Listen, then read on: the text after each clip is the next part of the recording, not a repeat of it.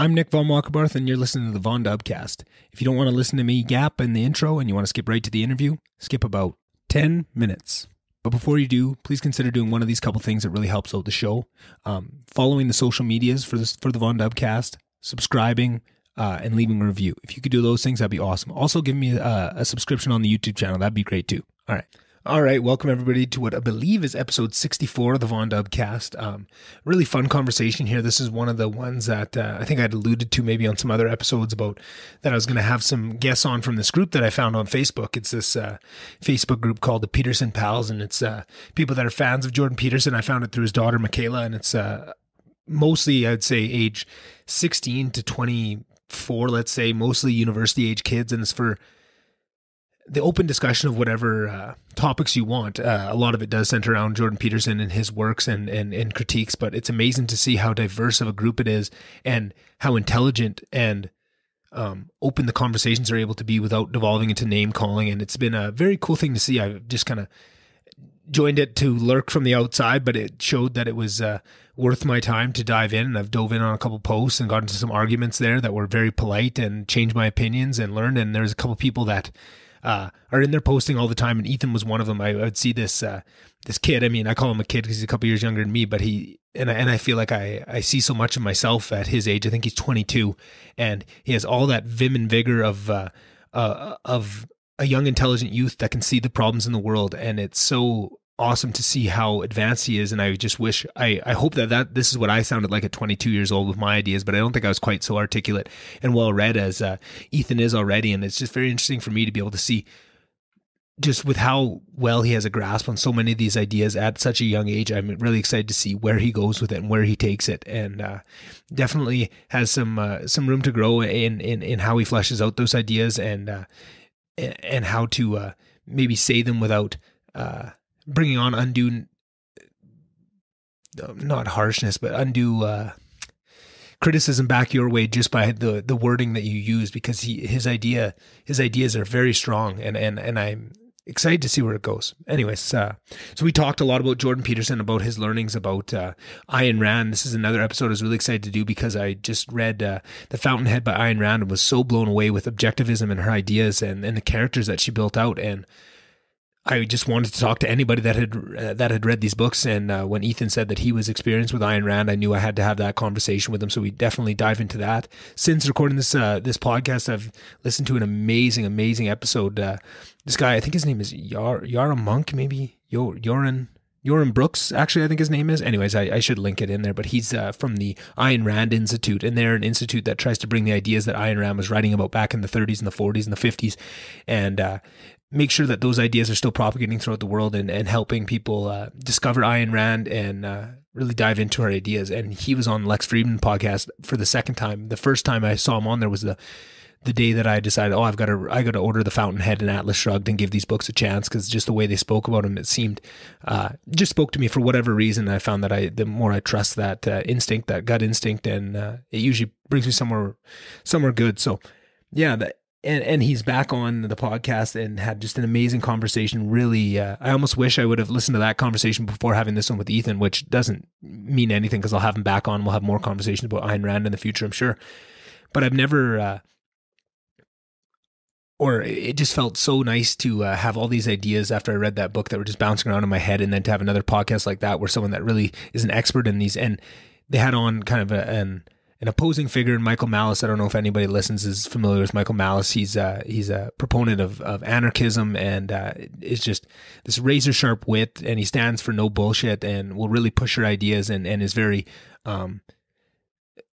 stands up for his own ideas and his own values in a very strong manner that can turn some people off. But they were on the podcast together, so it really got to see in a nice way the ideas of objectivism and what Ayn Rand stands for really pushed to their limits and to their extents, which I just love. I love seeing conversations of people that have a real deep knowledge of a subject pushed to the edges of that knowledge, so that you get to really see where it breaks and where maybe they're too strictly holding on to the ideas and need to allow a little bit of flexibility into their ideology to find a more accurate representation. I just love that stuff. So after listening to that conversation, I really had kind of almost wish that I would have had this conversation with Ethan after being able to hear and wrap my head a lot better around Ayn Rand's ideas. But that's almost a silly way to think, because I know I'll have Ethan on multiple times over the couple of years. I'm definitely very excited to see where he goes and just what he achieves, because it's definitely a strong intellect there, and I'll be curious to see where he takes it, wherever he wants to take it. I'm sure he'll be successful.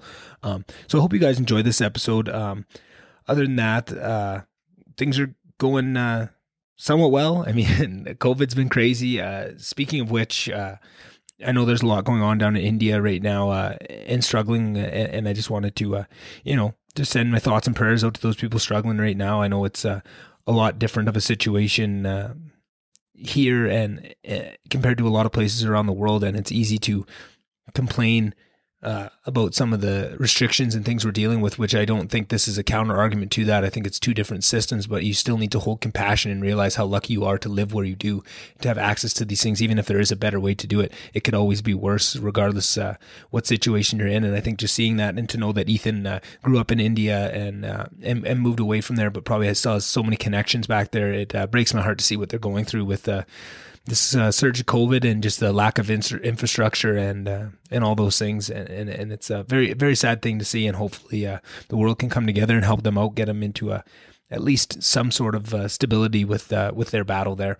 Other than that, hoping to get caught up on the YouTube videos. I know I've been behind and been stuck on 48 episodes up there for a long time. This is episode 64. It's getting a little bit crazy. Been trying to get help all over the place, but I think I just need to bite the bullet, download a video editing program, and dive in this weekend into trying to figure out how to do that. I'm not looking forward to it. I really did not want to get into video editing. I was hoping that by the time I needed to, I would have somebody that could give me a hand with it.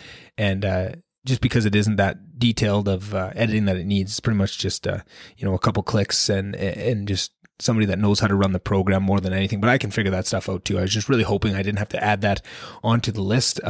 Work's been fun. I don't know if anybody's feeling the same thing, but running a business through COVID, where it's just every time your phone rings, somebody else is a close contact, has a kid, and you're just scrambling. You're losing people left, right, and center. You're trying to,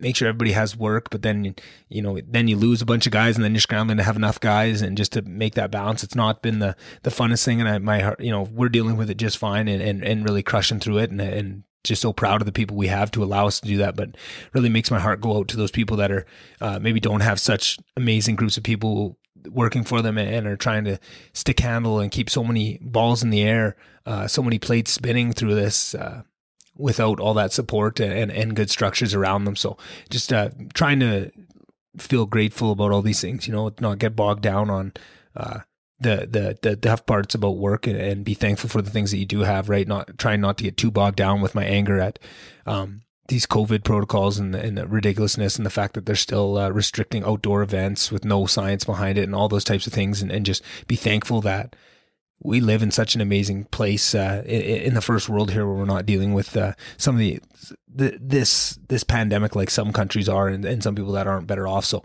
it's always good to be grateful. I think those are kind of at the core of almost every any intellect worth a shit. That is at the core of it, is just be grateful for what you have, and it'll make you a lot better off in the long run.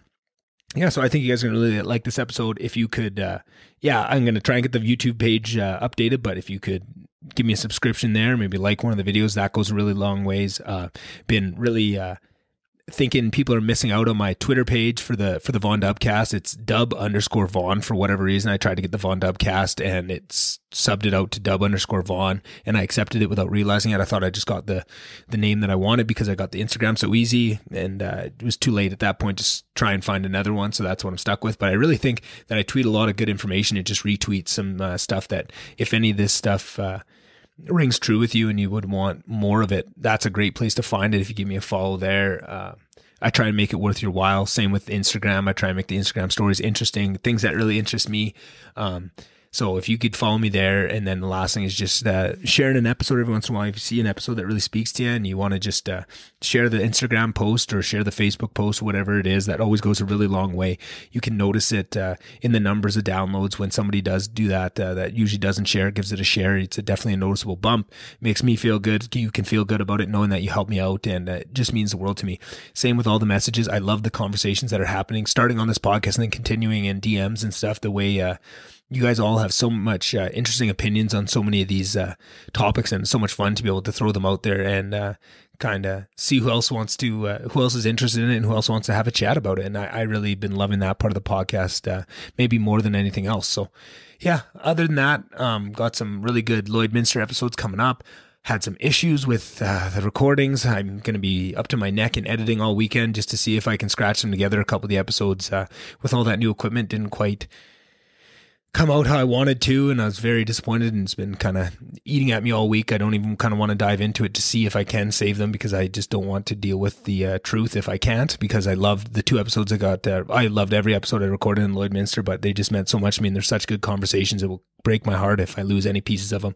I definitely still have portions of them. I just don't know how I'm going to stitch them all back together. It ended up coming out all in a jumble, but nothing I can do about that. And then also just recorded an amazing episode with an ex-NHL player this week and an ex-Oiler. And I've been doing a little bit on my Instagram stories about taking your guesses at who it was. So if you want to go hop on that, that's good as well. Other than that, just same old stuff. Follow all the Instagrams, the social medias, and hope you enjoy. If you do, pass it on to a friend. And other than that, I will see you in the outro.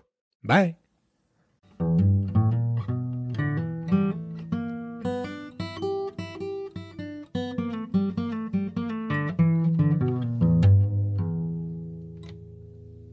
All right.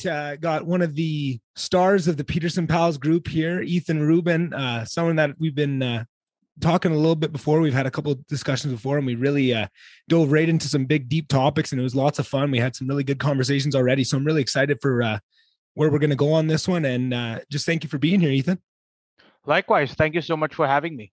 Yeah. So I figured I'm sure we'll hop into the Peterson Pals group, kind of where we met and what that is and what we think of it and kind of all that stuff, and maybe a little bit of what we talked about. But maybe I just wanted to start off just asking a couple questions about who you are and where you grew up and that sort of thing. So just maybe let me know just a little bit about your upbringing and who you are before we dive into that fun stuff.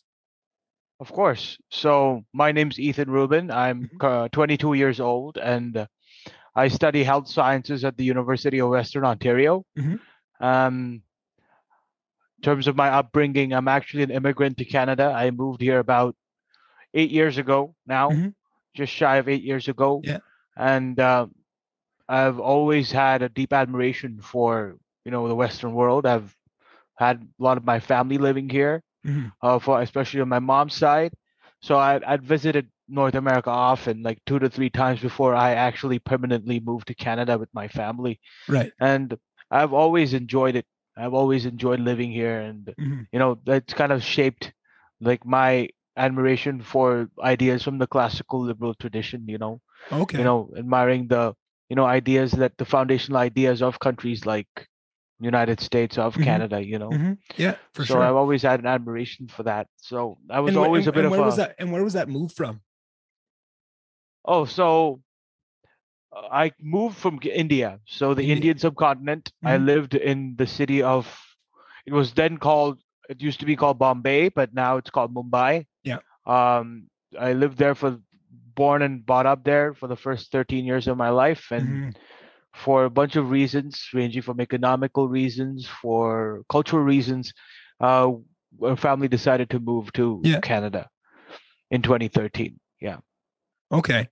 And you had mentioned that even before you moved, that you held a lot of those values that you saw in Western culture. And I'm curious, how did that impact you, and how did that play out when you lived there? Was that something that was very widespread, or did that kind of set you apart from the pack? Was that something that you saw often, people that were enamored with the Western values, or was that something that was maybe frowned upon?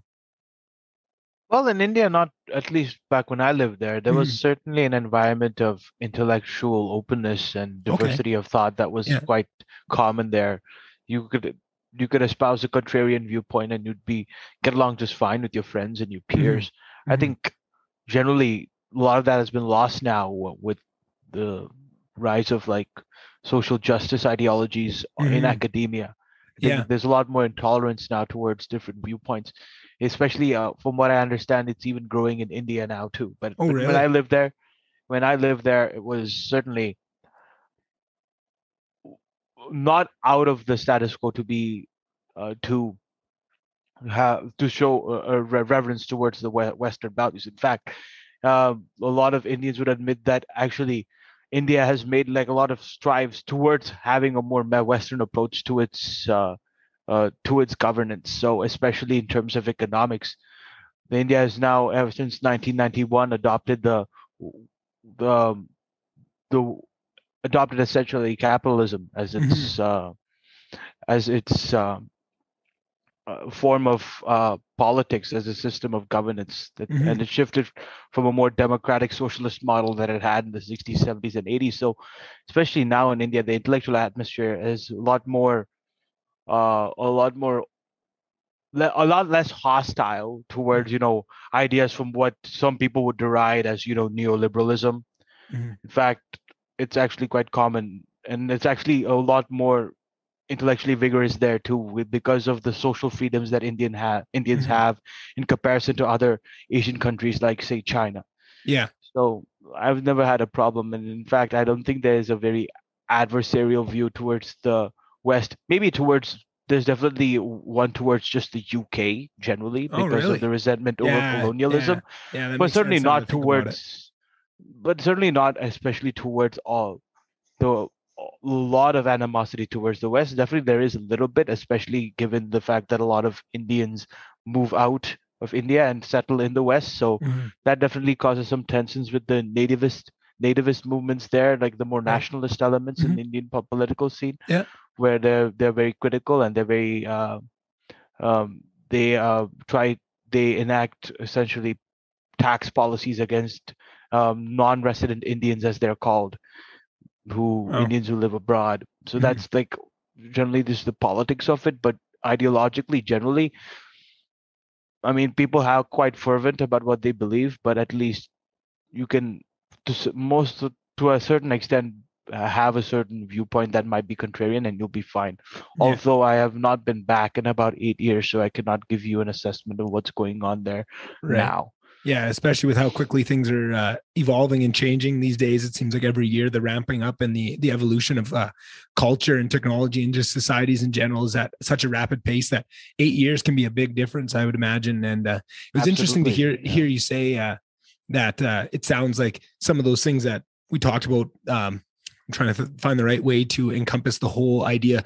Maybe some of the reduction in allowing freedom of certain discussions, kind of the PC movement into that area. It's interesting to hear that that's starting to move into India, because it seems to me, from what I've seen, is that's mostly something that springs up in the most affluent of places when there's not too many real struggles to fight against. It seems like that's when it pops up. Yeah, but when you're looking at India now, India is becoming also quite advanced as an economy, right? Which I think is becoming more westernized. Yeah, exactly, and then it starts to creep up.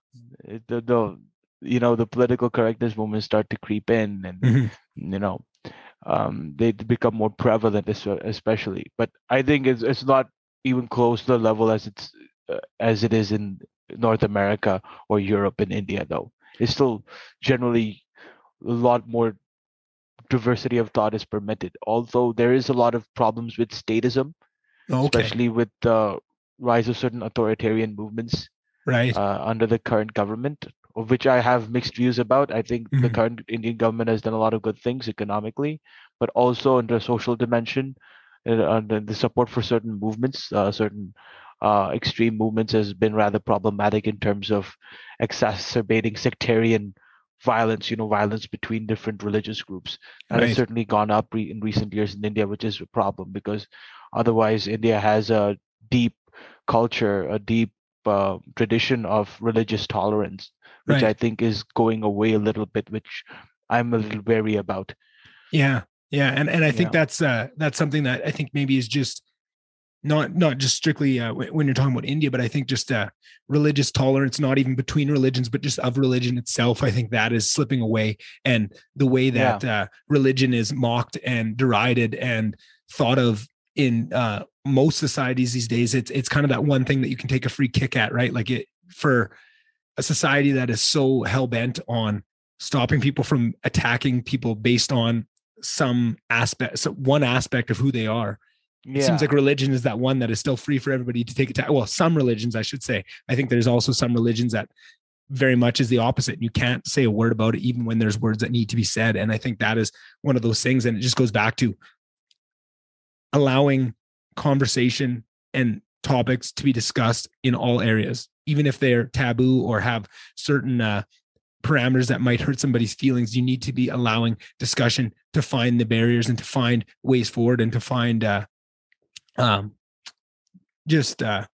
it's almost, that's where what's the word, like progress is in those areas. In order to find progress, you have to be able to push limits and have conversations. And I feel like that's kind of a good way to get into the Peterson Pals group and where we met and what that is. And I think for a lot of people it's a group that has people from all over the world, but I think it's especially people from Western cultures that are probably centered around the university life. And what it is was a group that was put together by Michaela Peterson, Jordan Peterson's daughter, or not put together by, but kind of popularized by. It was actually another girl from Toronto who put it together, and it assembled a lot of like-minded kids. I say kids. It's people. We're people. We're not kids, but it seems like there's a lot of university students. Yeah, younger university students that have a place to talk about those taboo subjects in a adult manner without the games and the labels being thrown at it. It's very refreshing. It's something that I found when I joined it, and when I started to see what types of conversations were happening within there. My first thought was, where was this when I was in university? This is exactly what I was looking for, because I felt a lot of the same frustrations I'm seeing voiced in this group when I went to university. But there was no groups like this that I could find. I'm sure they were existing. If there's the internet, those groups are around. You just can't seem to find them. But I've just found that whatever it is that Jordan Peterson evokes in people, whatever special quality of self-accountability and what he preaches and the values that he exposes, really brings together a very special group. It's very interesting to me to see the diverse amount of people with very diverse views, and to see topics like abortion and Black Lives Matter and anti-racism be discussed from all different sides in a respectful manner, with no name calling, with no circular logic going around, right? Like, everybody has to make good arguments that are going to be defended. And if you say something that is questionable, it will be brought to you, and you'll have to show your work. And I love that. And I think that is a very powerful thing to have. And it's cool to see what kind of discussions are popping up and what kind of ideas are coming in there. And I'm just curious for yourself. That's kind of my view of what I saw of it. Would you agree with kind of my assessment of it? Did I miss any points in there? And maybe just let me know how you found that group and what that experience has been like to you, because of all the people within that group, you're probably the most active. That's who I see. And I feel like I don't want to ever let one person represent a group, but I feel like in terms of just activity in the group, you would be one of those people that really strongly embody what it is and try to encourage that type of discussion and really support people in making their own voices heard. Yeah, I think you pretty much hit the nail on the head there in terms of the function of this group, and as being a gathering spot for like-minded individuals who at least have this common foundational respect for facts and logic and reason, and being able to actually have a civil debate and discussion about pressing social issues. Often you find as the environment on campus to be incredibly inconducive to real discussion of sensitive topics, because a certain group of people might get offended about it and do get offended about it, and would rather like to cry about it rather than actually engaging and trying to reach common ground with people they don't see eye to eye with. I see this all the time on campus, and it's extremely disheartening to see people, young students who are smart, who are bright, come to university and just demand this ideological homogeneity on campus. And anyone who might have a unpopular point of view or a contrarian point of view, instead of engaging in debate with them, we want to deplatform them, and that has become a very, very dangerous trend. Right. And I see it around me all the time, and it's for sure. And we need this. I think the formation of this group is a natural result of the resistance towards this prevalent ideology. There's so many people who I meet who are against this stuff, how excessive this sort of paternalistic attitude is, So I think it was only a matter of time until something like that happened. This, complete ostracization of people who dare think different than what the status quo demands. So I think it's a very good thing, and it's of course certainly not a singular, homogenous entity. There's a lot of people from all of the parts of the political spectrum, the ideological spectrum, who are Mm-hmm. in the group and are discussing, who are debating about topics. I've certainly engaged in a lot of back and forth Yeah. discussions with people on the group. And sometimes some people make bad arguments by my approximation. Sometimes they Mm-hmm. make good arguments, but at least there is a respect for civility in those discussions and an adherence to at least trying to apply logic and reasoning in order Right. to substantiate your position, your argument. Mm-hmm. That's very important. That's a good thing. Yeah. And I think just to speak to a couple of the points you made, I think what makes it so insidious of an idea on campus is because of a couple of pieces, the way I see it, and correct me if you see it differently, but I feel like the people you're talking about when you talk about university, young kids coming in looking for direction out on their own for the first time. They are very moldable. They're looking for direction. They don't know who they are yet, and they're very susceptible to ideology and to something that they can attach themselves to and create an identity around. And the movement that we're seeing with this PC stuff, it's because it seems on its face to come from such a nice place of trying to help people and trying to do good things. And it allows such a moral high ground that with no work at all, you can step onto, and now you're above people, which is a very, very tempting thing when you understand human nature and you see it happen. And it happened to me.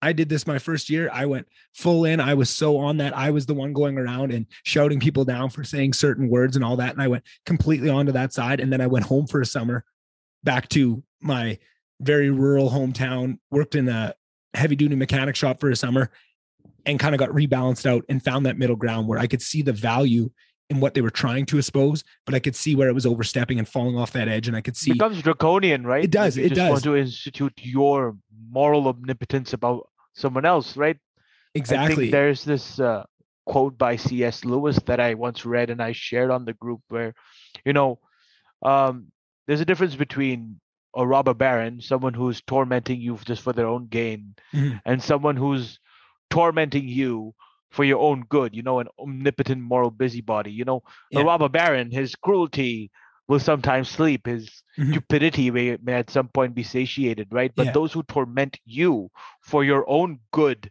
will torment you without end because they don't do so by any other standard except their own.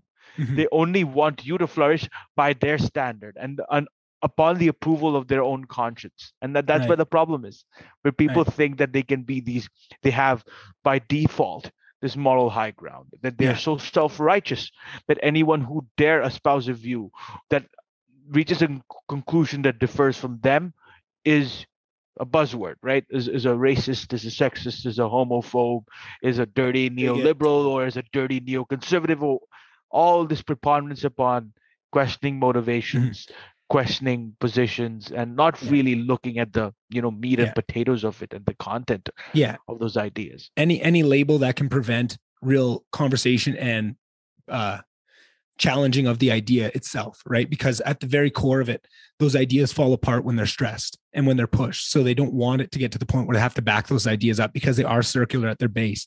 And that is why they lean on those things. And that's kind of what I'm saying is that is my framework on what is creating it and feeding back and making it grow and grow. And while we're seeing that, and then we're seeing pushback. And what I see with this Peterson Pals group is, to my estimation, it's one of the best forms of pushback to it. But we're seeing pushback, and we're seeing that pushback manifest in all sorts of different ways. And not all of them are as positive as this group and as respectful. I think we're seeing the best of that pushback, but there's also a lot of really negative things and a lot of hatred and a lot of negativity and maybe people pushing to the other extreme in direct response out of spite. And I think that's something that Jordan Peterson talks about a lot, the dangers of spite and the dangers of what can happen in giving into those aspects of human nature, which are very much, if you do any sort of studying, if you read any, the Gulag Archipelago, if you read any sort of books from history that show the worst of humanity, you see that is a very natural part, and that's a part of everybody. That's, I think, what got Jordan Peterson down this road, was investigating those atrocities and trying to find out what that is inside of us and being okay with seeing that and identifying it and walking with your shadow so that you can demarcate when that's happening and not be blind to it yourself, so that you can't end up, 2 years down the road and you're working at an SS camp. You don't know how this happened. You should have pushed back 5 years ago, and then you realize you just went along with it, right? Like that is what I like to see. But to me, I worry sometimes, and this is something that I see a little bit in the group. And I think me and you talked about this earlier about this, is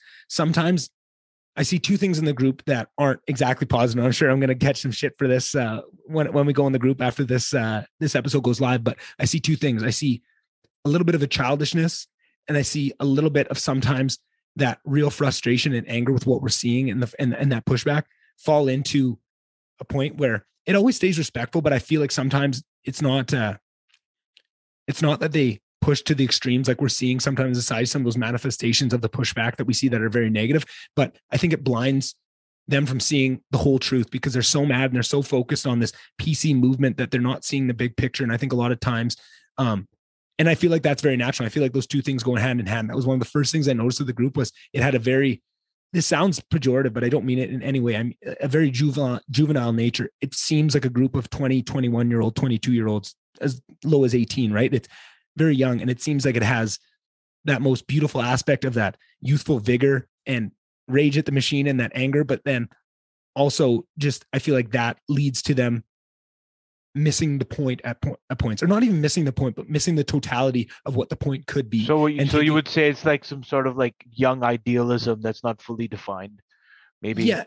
Yeah, maybe a little bit. And maybe it's just, and I put this back to the fact that it is so much students that are in university. And the reason I say this and the why I can recognize it so much, because what this feels like when I see the group is it feels like, oh, this is exactly me when I was in university, when I was absolutely enveloped in this, right? As soon as you get out of that system and you graduate and you go into the real world, where now that culture is starting to pervade, and it for somebody that's been inside of it, in the belly of the beast, once you come out and you get into the real world and you think, okay, I'm away from that stuff. And then it starts to creep in. It's scary, but that's a different feeling from having some sort of rational adults around you. Whereas when you're in that university group, it feels like you're awash in the sea of PC culture and you're the only one that's rational. It seems like, am I crazy? Right. And I feel like that is that frustration of being so enveloped in this stuff and having nobody seeing sense creates that thing that I'm talking about, which is totally natural. And I understand that. And I feel like as so many people in this group graduate and come out of it, they will start to bypass that framework. And I don't, that's why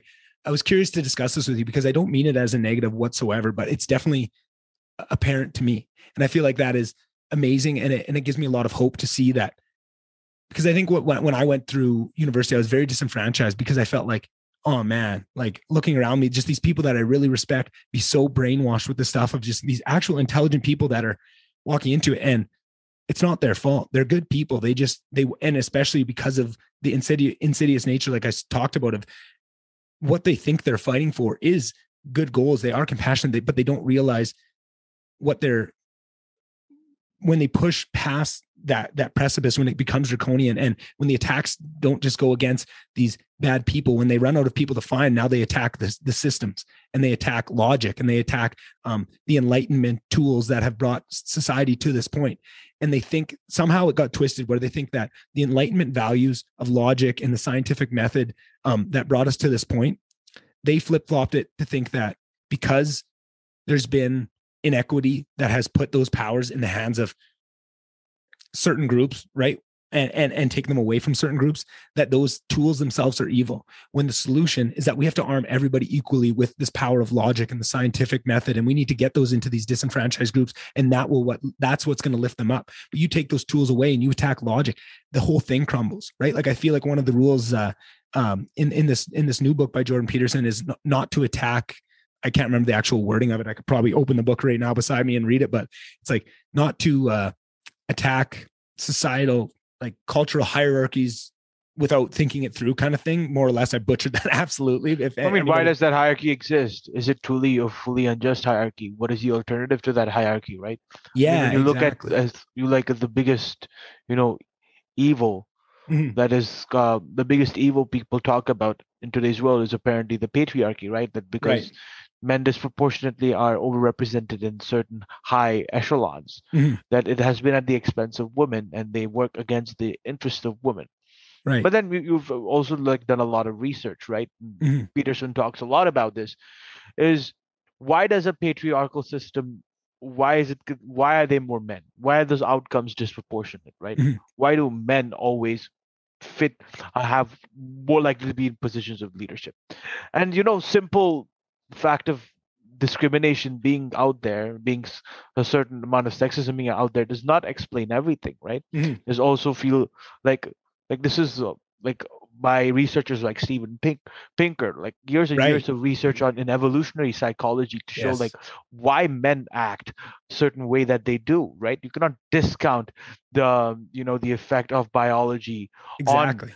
and biological on the biological systems that express themselves in these beneficial traits that we see these successful men have, right? Right. There's a reason why men are perceived to be funnier than women, because in order to be successful, in order to get a mate, you have to be funny, right? Right. It's a sex selected trait in Right. men.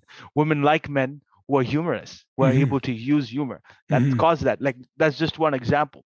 Right. And And Peterson, that's not to say that women can be funny, and we're seeing so many yeah, they can amazing, definitely be funny. Like I'm just saying that if yeah, you leave where it human comes beings from, for sure. free, Yeah. Yeah. right, to based on their own accord, you will Mm-hmm. always have differences of outcome. You're always Yeah, going to have disparities in that for sense, sure. right? You're going to have more men on women. You're going to have some people who earn a lot of money, some people who don't earn as much money, right? Yeah. But the real question is, right, is the difference in outcome unjust, Right. and why, and what, and the are the things that have been done in order to remediate those differences in outcome just themselves, and what are the problems that they have been caused? Because I think oftentimes we get swept up in this idea of restorative justice, distributive justice, social justice, Mm-hmm. making righting wrongs, and it assumes that just one group of people or one person knows exactly what to do in terms of giving people opportunities. Mm-hmm. And it's again a top down approach on arranging society, and I think it's just utopian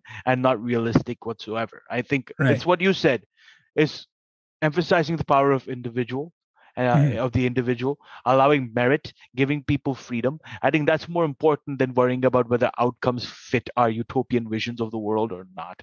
Right. And it's also a bit it's a bit cocky too to assume that you understand the reasons, right? If you think that you see this outcome that you want to correct, right? You want to give it justice. To do that, you are assuming that you understand all the causal reasons over 500 to 1,000 years of what got to this point and what the actual reasons. That's a bold claim.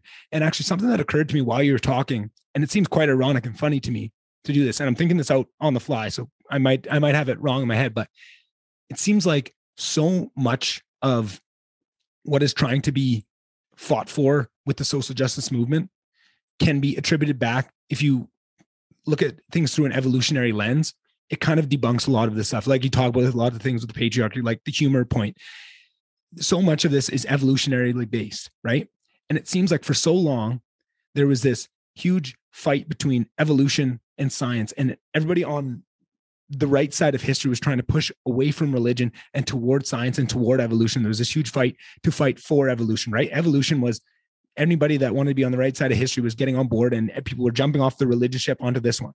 And now it has somehow flip-flopped where now evolutionary terms is the thing that is sinking their boat of this new social justice culture. So now they're attacking the evolutionary and saying that that's all constructs and stuff. And it's so I ironic to think me. it stems from like this preponderance upon like this prevalence of this social constructivist view, right? That Mhm. everything, all character, all the traits that we see in men and women, all of Right. the inclinations and the proclivities we see in people are just a result of social interactions between people, Yeah. right? That there is no inherent nature as well that has been expressed biologically throughout the years, evolutionary evolutionarily, for example. Like Mhm. they just throw all that, they either just ignore it, or they provide some kind of like way to evade those explanations as Mhm. being based in some kind of wrong line of thinking, and then they try to say that and try to you look, and by my judgment, everything myopically through the lens of just social interaction. Mhm. But sim but I think that misses the point of actually seeing why human beings actually have certain nature, and then how that might be expressed socially is a better way to look at it. Because I think when you look at a lot of these ideas, they come from the postmodernist movement, especially postmodernism and the Frankfurt School and all those very deconstructionist, Yeah. very like left-leaning ideas, and now they're prevalent in academia, right? They are. Those are the schools of thought that have the most adherence in almost all the departments in university, and that's why you see the result of this, right? Where, as Jonathan Haidt wrote about it, this coddling of the mind, right? Because there's a chance that if you listen to a different viewpoint, that you might shift towards the other way, or you might come to reject what you've been taught.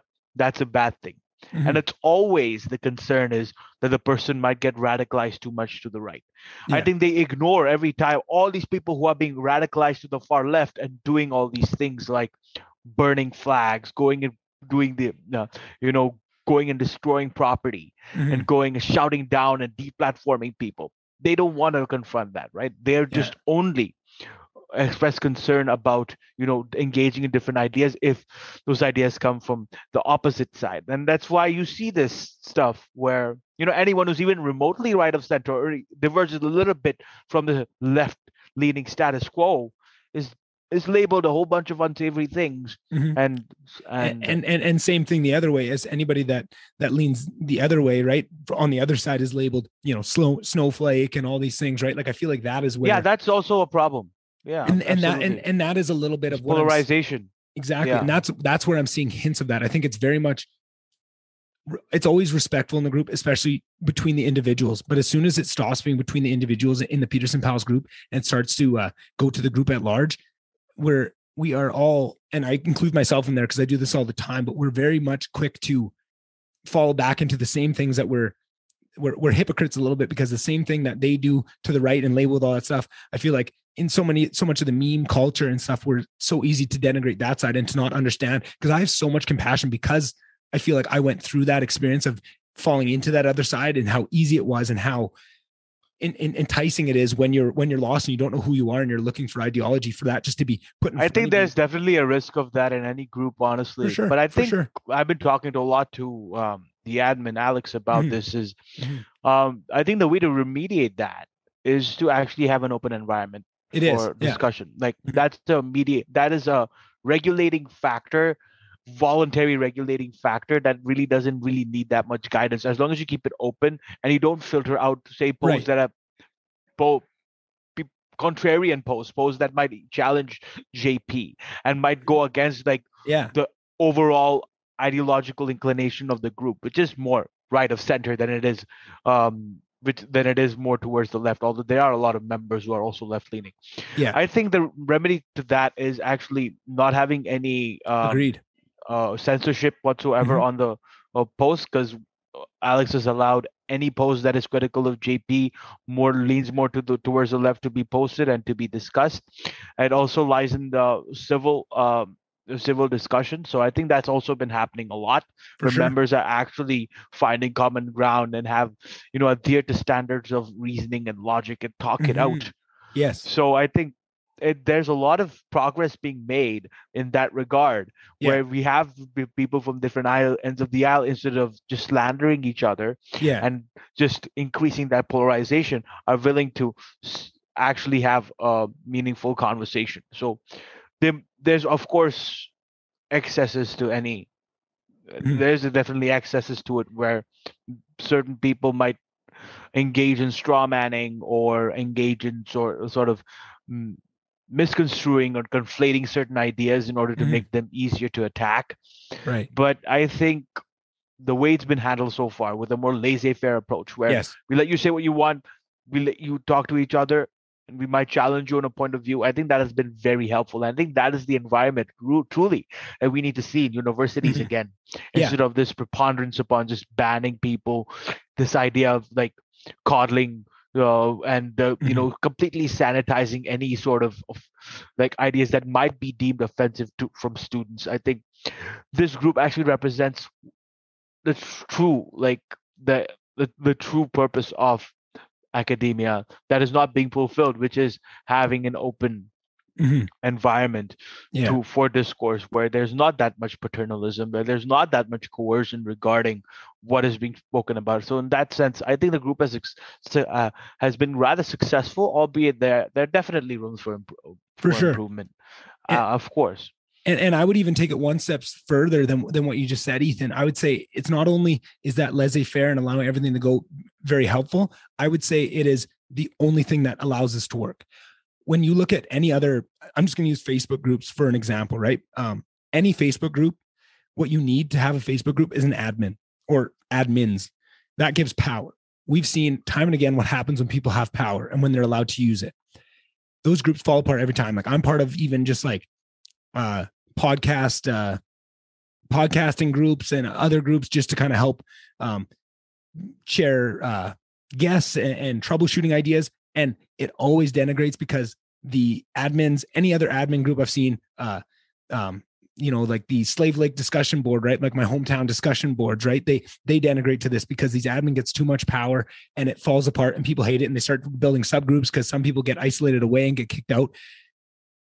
The only reason that hasn't happened here is because Alex doesn't do that. She allows whatever to go, right? Whatever side it shows, it allows that. If that didn't happen, I would promise you that this group would have already devolved to something that would go against the spirit of what that group is. And I feel like that is the only reason this is allowed. And I feel like I would have never in a million years figured that somebody would find out how to do it. And I feel like that's also due to the scope and the scale, because I don't know how many people are in that group, maybe 500 people, guessing about that. It's about 440. Yeah. So one admin can handle that. One admin that can stand up to that power and not give in to that urge, that very natural human nature urge. I'm not even saying that they're bad people that do this, because it's so part of who we are to not do well with power unless we've had lessons and to learn that, right? Like, I feel like that's what's so important about tying power to accountability and earning it, and also having people get access to power and to see how they are with it and to get to see those darker parts of themselves. I often talk about when I went to university, in my local residence, I was able to be elected into a certain position that gave me a lot of power within that culture. And I got to see how I acted and who I was with that power. And I think compared to any Joe Schmo, I did pretty good with it. Compared to myself and the standards that I now hold for myself, I hate who I was, and look back on that and I cringe, thinking like, oh, and I have a lot of forgiveness too for myself. Of I was a 21, 22-year-old kid. I didn't know much of anything. But it's really not an uncommon. No, it's not at all. It's really not. I was a socialist. I was a very ardent proponent of social justice when I was in junior high. Right. I was infatuated with ideas from Marx and these ideas,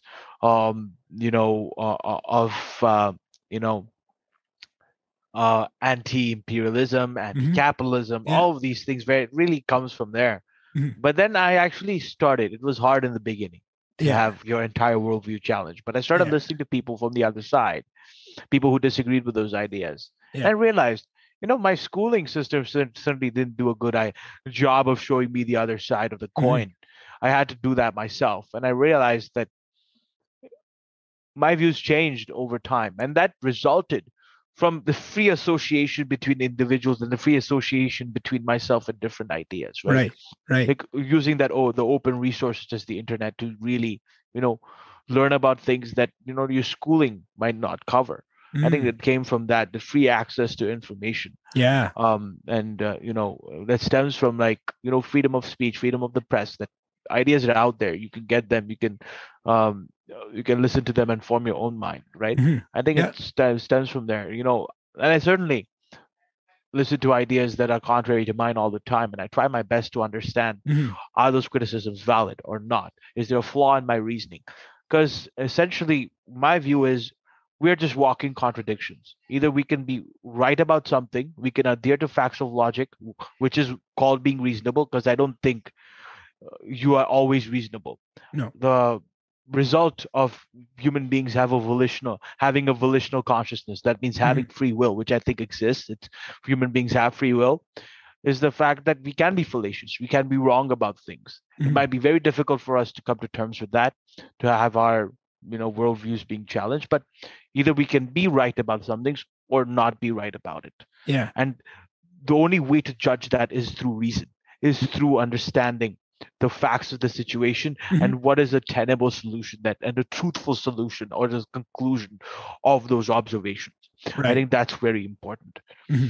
Yeah. And I found the same thing. And for me, it wasn't the internet, because I think I got access to the internet when I was young, but I didn't press my ideas. I feel like someone like yourself, it sounds like you had that drive to go out and test yourself, right? Like, I feel like I never had that. And what it took for me was finding podcasts, because I just enjoyed the medium so much that I was unintentionally forced to test my ideas, because they would have guests on that had completely like polar opposite viewpoints from me. And I would be forced to sit there for 3 hours, and I wouldn't agree with everything they said. But when you would give them that much space, you would find the good pieces to take from all those worldviews, right? Like I feel like that thing I butchered earlier, the rule number one from Jordan Peterson's new book, Beyond Order, it's do not carelessly denigrate social institutions or creative achievement.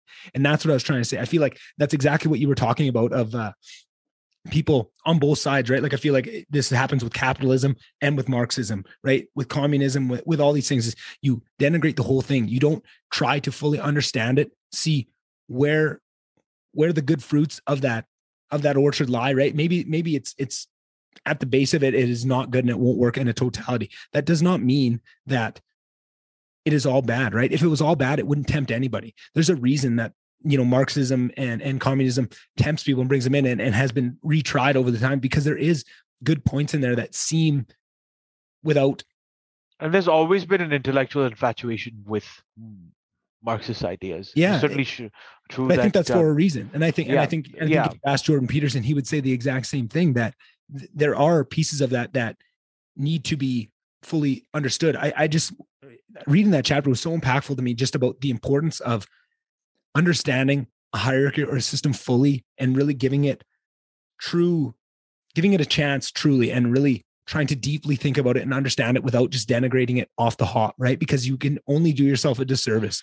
You will never move yourself forward by living life that way. You have to give things an open chance. And I feel like that is a skill that you learn. I feel like for a lot of people, like we've already discussed, like mine was a podcast, yours was with the internet. But when you first start to have your opinion change and you start being more open to other things, now the next time something comes up, you don't have those, your muscles of reflexively pushing it away have been weakened a little bit, and you're more receptive to at least giving it a chance, right? Like I find myself becoming so much more open over the years, so much to certain things that I would not even give the time of day. That's one of the things that actually came up in the Peterson Pals group. Somebody brought up, I can't remember if it was like astrology or the crystals or whatever it was. It was one of those things that doesn't have a super strong basis in science. And within that group, it was very much it's a form of mysticism. Yeah. And I feel like that was something where if you would ask me 5 years ago, even 2 years ago, 6 months ago, even, I would have reacted to that much differently. Whereas now I've understood so many times and learned this lesson painfully so many times that I don't know jack shit, and I need to live my life as if I don't know jack shit, and just to be open for it. I am fairly certain there's not because it's a true measure of intelligence to know the extent of your own ignorance, to be privy to that, to swallow your pride and admit that you don't know about something. Right. But I found, sorry, go ahead.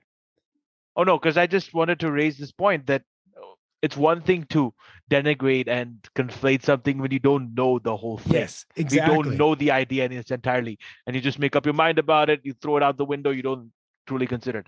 It's another thing to be well versed on a subject. You understand the feel. You understand the argument. You understand the idea. And then building on it or criticizing it. Those are two very different things. Yes, very much so.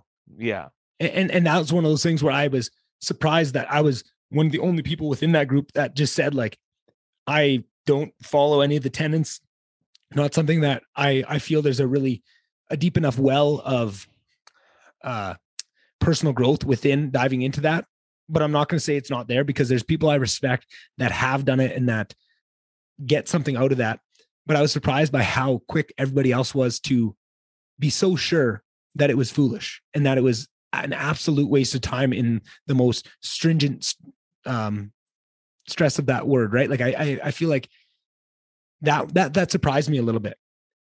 And I think that is one of those things where you only do yourself a disservice by living your life through that lens. And I feel like that is the importance of that rule, and why that is one of, I mean, all the rules that Jordan Peterson throws out are pretty important when you actually read behind them, because that's one of the things I noticed after reading these books is the title of the rules themselves is such a, it's like the iceberg, right? Like what you see, the title is what you see of the iceberg, and the iceberg itself is the rest of the chapter that you read, and all the supporting things that kind of will go really far away from that topic and then get sucked back in at the end, and he wraps it back up. But then when you really understand the full totality of it and the importance of really giving the full chance to these things, like it is one of those things where if you just take that one rule and really apply that to your life, you can make huge changes to your trajectory, right? Like I feel like some of these rules are so powerful in and of themselves. I mean, great, read the whole book and take them all in. But I feel like even if you just chose any one of the 24 rules so far that he's released, read them and understand them fully and really apply it to yourself,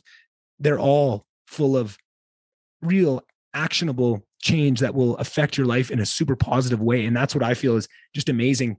I feel like watching the denigration that Jordan Peterson takes in the public for all these years, when I would listen to him talk and see the people that he's helping, it was always like, man, like that is so, it almost hurts you to see that can happen to someone. But then I feel like that got ramped up to 12 when I started reading these books, because these books can help so many people and have helped so many people. And for people to, it's almost the perfect example of the opposite of following that rule of the attacks you see so clearly so fully portray that those people attacking him do not understand and haven't really embraced what he's trying to say and what he's trying to tell people. Because if they did, there's no way they would say these things. And they so the attacks on him and what they're trying to characterize him as are so antithetical to what the true meaning of what he's trying to teach people is. And that's why you see that's why you see this fervent adoption of these things, and why people are so passionate, why there's a group of 450 kids that are rallied under that banner of what that is, right? If these were nonsense rules or were, trying to bring harm into the world, it wouldn't rationalize this kind of people. Or if it did bring people together, the result of that group, it wouldn't be as beautiful and as inspiring as it is, right? Do you know what I'm saying there? Like, I feel like almost that group itself and what that brings together, the real spirit of the thing, which is funny that's something he talks about in here as well, is the spirit of a thing can almost be more important than the thing itself. But I feel like that is the best representation of the power of what he's trying to espouse in itself. Do you see what I'm trying to get at there? I'm trying to talk these things out to myself as I'm talking them to you. So I'm just figuring them out on the fly. No, I'm similar. I like to vocalize my thoughts. Me too. And that's why I love this medium, because I get to figure out my own ideas on the fly with hopefully somebody that's going to intelligently push back on me if I step too far, or if I miss a point, or if I, there's this like almost a certain beauty to this mediation process that you can observe when people with different opinions speak and actually have a dialogue and are willing to engage with each other. Right. There's an often like automatical mediating process that you see when people don't just stick to their ideological groups and get out of that comfort zone and talk to different people that they might not see eye to eye with. Yeah. I don't know if you've heard of the work of Daryl Davis.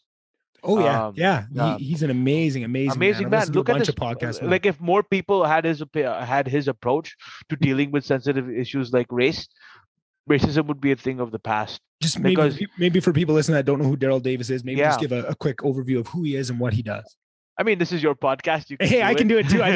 You brought him up. I thought maybe I can give an idea. Yeah, sure. He's for those who don't know, Daryl Davis is social activist and an anti-racism activist who actually goes and befriends members of the Ku Klux Klan and racist organizations, becomes the friend with them, actually engages in dialogue with them, understands them as human beings, and as a result of his friendships with Ku Klux Klan members, over 200 members directly and indirectly have left the Klan and have relinquished their robes to him. And he has a collection of all the robes of the ex-members who were his friends. And he does not tell them. The most beautiful part of it is that he does not tell them to leave. He does not force them to leave. They naturally, because they're his friends and they see the error in their ways and Yes. in their hateful ideology, they see it immediately. The truth gets to them. And, Mm-hmm. the concrete ideas in their head of those prejudicial ideas, it starts to Fall recede, it away starts to when they erode, it have a starts to different fall example. away. Yeah. Right. And it's because Daryl is willing to talk to them as human beings and understand them, engage with them, Mm-hmm. and talk to them in a civil way, like Right. as a human being. And I think that is what causes it. And I think if more people had his approach to dealing with people they don't see eye to eye with, oh my God. Mm-hmm. And an important piece of that is he is a black gentleman, right? And the fact that, and he's been doing this for like decades and decades and decades. So this isn't like he's not doing this, he's still doing it in 2021, but he was doing this back in, I don't know, probably as early as the 80s, where in times where racial tensions were at their height of, or not their height, but so much 60s, 70s. Like different times than now. And he would step into that world, like you say, and go show these guys. And I feel like that's something where like I say, there's good pieces of all this, and I feel like one of the good pieces of the PC movement is their importance that they put on representation, and I feel like that has gotten, again, like all of these things, they've gotten pushed too far, where they're just ham-handedly forcing representation into areas where it doesn't come off natural, and people sniff that out immediately. I think Milton Friedman said this, and this is one of his best quotes: "Is a society that puts equality before freedom will get a poor measure of either, but a society that puts freedom before equality will get a great measure of both." Right. Yeah. You don't want to affect outcomes, but you want to make it a level playing field where things like arbitrary things like skin color or ethnic background don't matter. It's your merit. I think if you focus it on that way, you're going to have all kinds of people, regardless of their background, who are competent, succeed. And I think that's the whole point of it. Yeah. And the point I was trying to make about representation, I feel like the way you can do it right, and I feel like there's important pieces. It can either be a generality or a specificity. I feel like in this case, Daryl Davis, what he showed was to these Ku Klux Klan members, the KKK members, they had no representation in their head. The only representation they had was fictional, was stereotypes, caricatures. It was stereotype, right? So what he did was just show that he could sit down and have an intellectual conversation with these guys, show that, oh, what is the idea of a black man to you, right? Here's a real representation. How many have you talked to? Have you ever sat and had a coffee, had a drink with them and seen? And that was his medium of change, and he showed that. And just, it's so inspiring to listen to what he did. And that's kind of my idea of, there's so many times that people, real bigotry like that is so much based on an idea that is so far from the truth that all it takes is a little bit of a shake up to that idealism of what they're representing, these things in their mind, to make that whole thing come crumbling down, right? And I also see it in the specificity, where I've also done another episode of this podcast with a gentleman who grew up in an area where being gay was not as accepted as it should be, and as it maybe is today, or in what we're aiming to get to today. And one of the specific things he said to me that really impacted me, and this has stuck to me to this day, was that there was no representation to him at that time when we were growing up. There was a very characterized version of what it was to be gay. And I feel like for him, he showed that didn't match up with him. He was a very different person. He was, he played hockey. He was strong. He had, like to do male type things, but he also had this, his sexual orientation, and that conflicted so much. And he was telling me how much different it could have been if there was representation for him to see himself somewhere. And I feel like there is power to that. And I feel like with this movement, that is maybe pushed over the edge to a certain degree, and it becomes, thrown in your face. Kind of the biggest, the only example that comes to my mind right now is maybe that one scene in Avengers Endgame with all the female characters where they, kind of force it in. It's probably the one moment of that movie where it's like, oh, that seems a little ham-handed. Like, I think you could have done that in a better way. Because I think it's because of the audience of young people who really demand something that's so overtly just like so pandering and woke, so that they can feel validated. And then you see that as a result of it in the commercial, in commercial like products, in film, and how they got rid of the label Mr. and Mr. Potato. And now even just banning books that have certain bad ideas by like Dr. Seuss. Instead of just publishing them, while giving proper context, which I think is a better approach than to just ban different books when it's just so illogical that a Penguin can publish Mein Kampf, but then refuse to publish Jordan Peterson, and then now are banning these Dr. Seuss Dr. books. Seuss, Yeah, I think it's just so ridiculous where it's this complete pendulum swing towards the other side with its own range of problems, right? But the specific to the Marvel example, I think, is because they were, to me, one of the best examples of how to do representation right up until that point. Like Captain Marvel, Black Widow, right? Just these strong female characters that were done so beautifully and showed that representation and had really strong, powerful messaging, but it wasn't ham-handed. It didn't come across as a pander. It didn't come across as anything negative, and it was really enjoyed by everybody. Right. And they did it that way. But then when you, that is the perfect example to me of where that falls off the cliff and becomes something else when you try to push it too far. It's almost that people have that ability to read into things and sniff out disingenuity, right? Like this is not part of the story. This has been inserted apart from the story. This does not feel natural. This is something that is overt. And I feel like that is so much more and so much less effective. I feel like when things are done right, it brings people along. And that is, I want to make a larger point with this, is I feel like that is the biggest example of what I see as an issue with the current anti-racist and PC movement, because they try so hard to push these things forward and they go so far to the degree of wanting change and shouting people down and bringing people, attacking people and saying that they're bad people and that all this stuff that doesn't create change. That doesn't help people. That doesn't emotionally let those things sink in, right? Whereas you listen to somebody's story, if you listen to a podcast with Daryl Davis and listen to his experiences with racism and his take on the way to move forward with it, that will sink in. That will hit you in the heartstrings. That will make you change your mind. That will really sink into the most deep-rooted. And a lot of the people involved in these anti-racist movements, especially people from BLM, actually are quite adversarial towards Daryl, because they say, why are you going and becoming friends with these people? Why are you talking with them? I remember he did a whole documentary called Accidental Courtesy, where he talked with with one of the chairman of the Southern Poverty Law Center, SPLC, and he said, "Oh, we're not interested in people who are just going and being friends, and we just want to, talk about like hateful ideologies and stuff like that." He faces a lot of pushback against like the left for his approach of actually going, talking, and normalizing relations with the fringe groups. Right. They don't like that, right? There's a lot of tension that and I feel it's such a different approach. Right. And I feel like that is one of the biggest delineators from people that truly want change and people that just want power. Because I feel like if your goal is that you want progress and you want justice, it shouldn't matter to you how that is done. Right.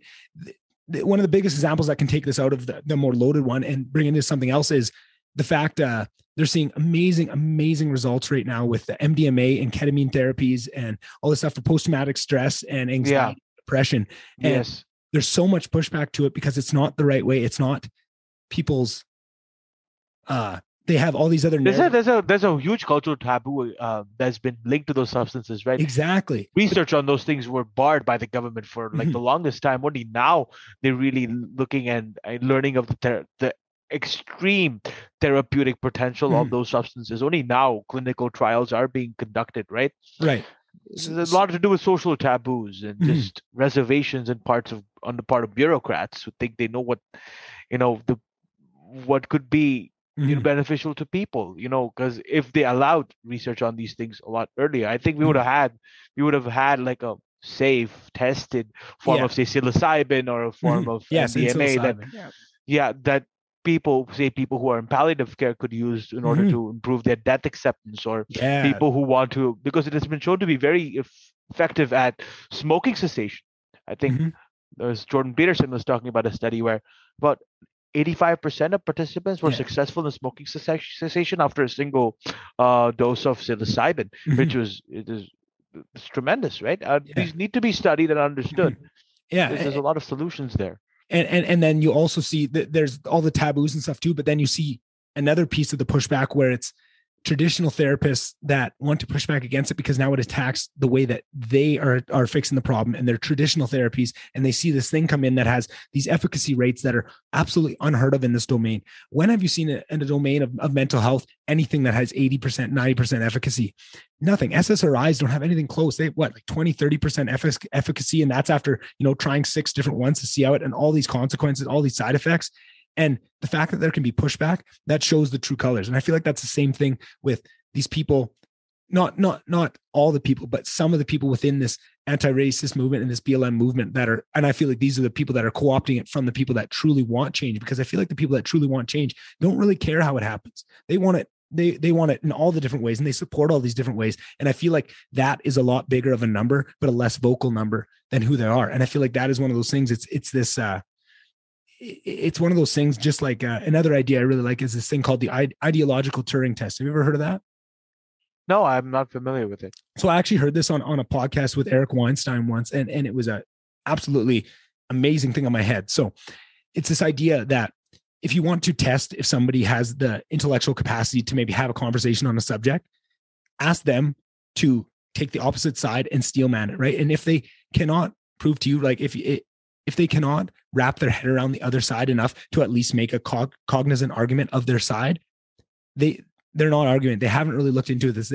They're using their narratives and their ideology in a bad way, and it's almost not even worth having that discussion because they clearly can't prove to you that they don't understand the subject. And this is one of those things that I think is such a powerful idea. If you start to bring that forward and you're trying to have a conversation with someone, like I feel like in some of these groups you could show that, right? Like if you are the most staunch anti-abortion person, if you really understand the subject, you should be able to make at least a reasonable argument for the other side, right? Because that shows you have a full understanding of it. And I feel like that is such I feel like if that idea were to catch on, and that was pulling on my mic here, if that was to catch fire and be just, I feel like what that shows is just a way to bring accountability in some of these topics. And I feel like that is what's missing. And I feel like that might be at the core and the spirit of what Jordan Peterson practices, is that personal accountability. And I feel like it's just one of those actionable ways where you can bring personal accountability back into these conversations that has been absolutely blown to smithereens, where personal accountability over the years, it seems the last couple of years, has been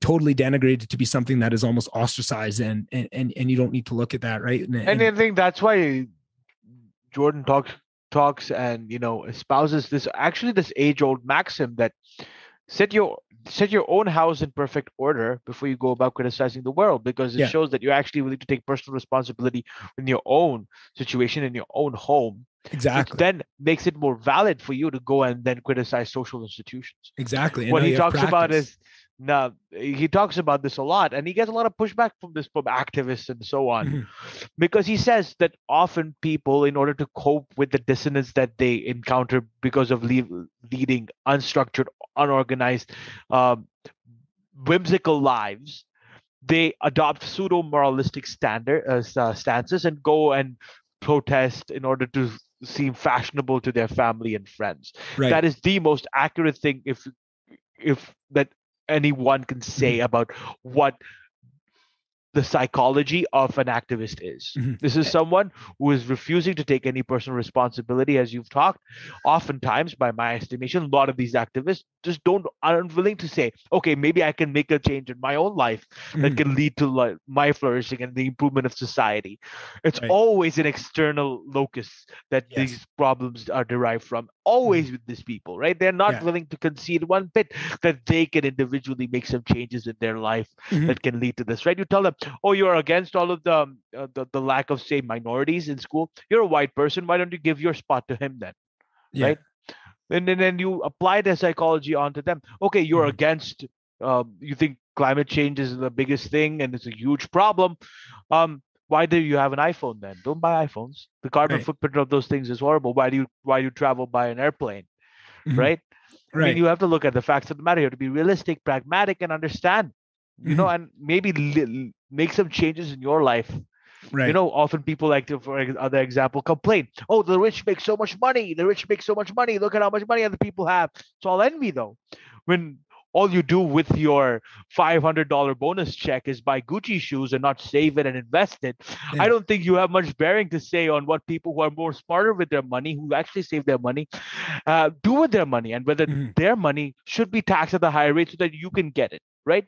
There's a lot of things that you can that you can remediate by being more accountable, as you've talked about. Yeah, and I agree with you wholeheartedly. But just to throw another spin onto that, is I have a lot of compassion for those people, because I feel like that is so natural and so part of human nature. Because one of the scariest things you can do, one of the hardest things you can do in life, is to look inside and ask those questions of yourself. And so much of, like you talked about, you nailed it on the head, is so much of that activism is things to distract themselves and give them excuses for it's just a manifestation of youthful angst. Let's be honest. A little bit, yeah. A little bit. But I think that's natural for somebody to not want to do that absolute scariest things of looking inside and looking where their shadow lies and where their inadequacies are, and to take self-accountability. It's so much easier to blame the world. It's so much easier to find a cause like this anti-racism, or like whatever it is. You can name because I'm suffering from XNS. It has to be because of this. It has to be because of that, right? There's no real consideration of what shortcomings you personally might have had a part to play in that. And what a university is supposed to do is to show you the actual effects of what that's going to do. If you take accountability and take that locus of control, like you say, and take it internalize that, your results and your life and your happiness is going to be exponentially greater. You are going to hit higher highs. You are going to achieve more. And if you take this outside locus of control, blame the world, blame everything on outside factors, on the system, on this, you're not going to go as far. And what I think has happened, that switch, is now the university is now breeding the opposite. They are not enticing you to take that and internalize that. They are showing you and making it easier to blame the outside. They are encouraging that. They are saying, oh, you feel like it's the outside world being mean to you. You're right. That is exactly what's happening. And here's how you fight it. This is the right way. This is what you do. These are the bad people that are causing this. This is who we go after. It's the rich people. It's these people. It's the bigots. It's all this stuff. And then you go and you start looking for that, because now it's an excuse not to look inside, not to do that work, not to work on that. And like I said, I have so much compassion for those people. That is such a natural instinct. And now you come into this university just looking for something. It's such a scary world. You don't know who you are. And then you have that enticing buffet laid out in front of you. That is what the university is supposed to do, is to say, hey, that buffet it's a buffet of candy, right? It looks good. It's amazing. You can dive into that and you can live off that candy. But you do that for a couple of years and you are not going to like the results. You're not going to feel good. You're not going to be very happy. You're not going to be very healthy. And that is what happens. That's what a university should be. But all the universities seem to be doing is diving onto the candy bar. And then when these kids come out in the real world and there's no candy in the there's I don't want to eat broccoli, like fuck this kind of shit. So now we start changing the world to bring those in and bringing candy into the workplace and all this stuff, and just trying to nerf the world so that it matches that idea of what they saw, and giving them that excuse. And it's very dangerous. I feel like it doesn't seem that way, but when you really think deeply on it and extrapolate it out to its natural progression, you can see the danger in that. And I feel like that is where Jordan Peterson is the best of us in showing that in real ways of what that is and what dangers that possesses and what we need to do and why it's so important to fight against. And that's where I feel like he gets so much flack, and so many people get so much flack, because from the outside perspective, if you don't understand that, you look like a pretty mean guy. You are, attacking all these things and these people that are just trying to help. Like it almost seems like that. But if you don't realize the true power and negativity and consequences that can come from this, that is why you have to fight so hard. That is why you have to stand up to this and don't give an inch, because then, like we talked about, if you don't push back to it now, it's just going to get worse and worse. And that's what happens where, these people, they didn't push back. And then 5 years later, they find themselves working at an SS camp. Like that is, it sounds crazy and it sounds like you're being hyperbolic in that, but it's not. That is the natural progression. And so much of what we're seeing now is the first warning signs of what has happened before every major atrocity, right?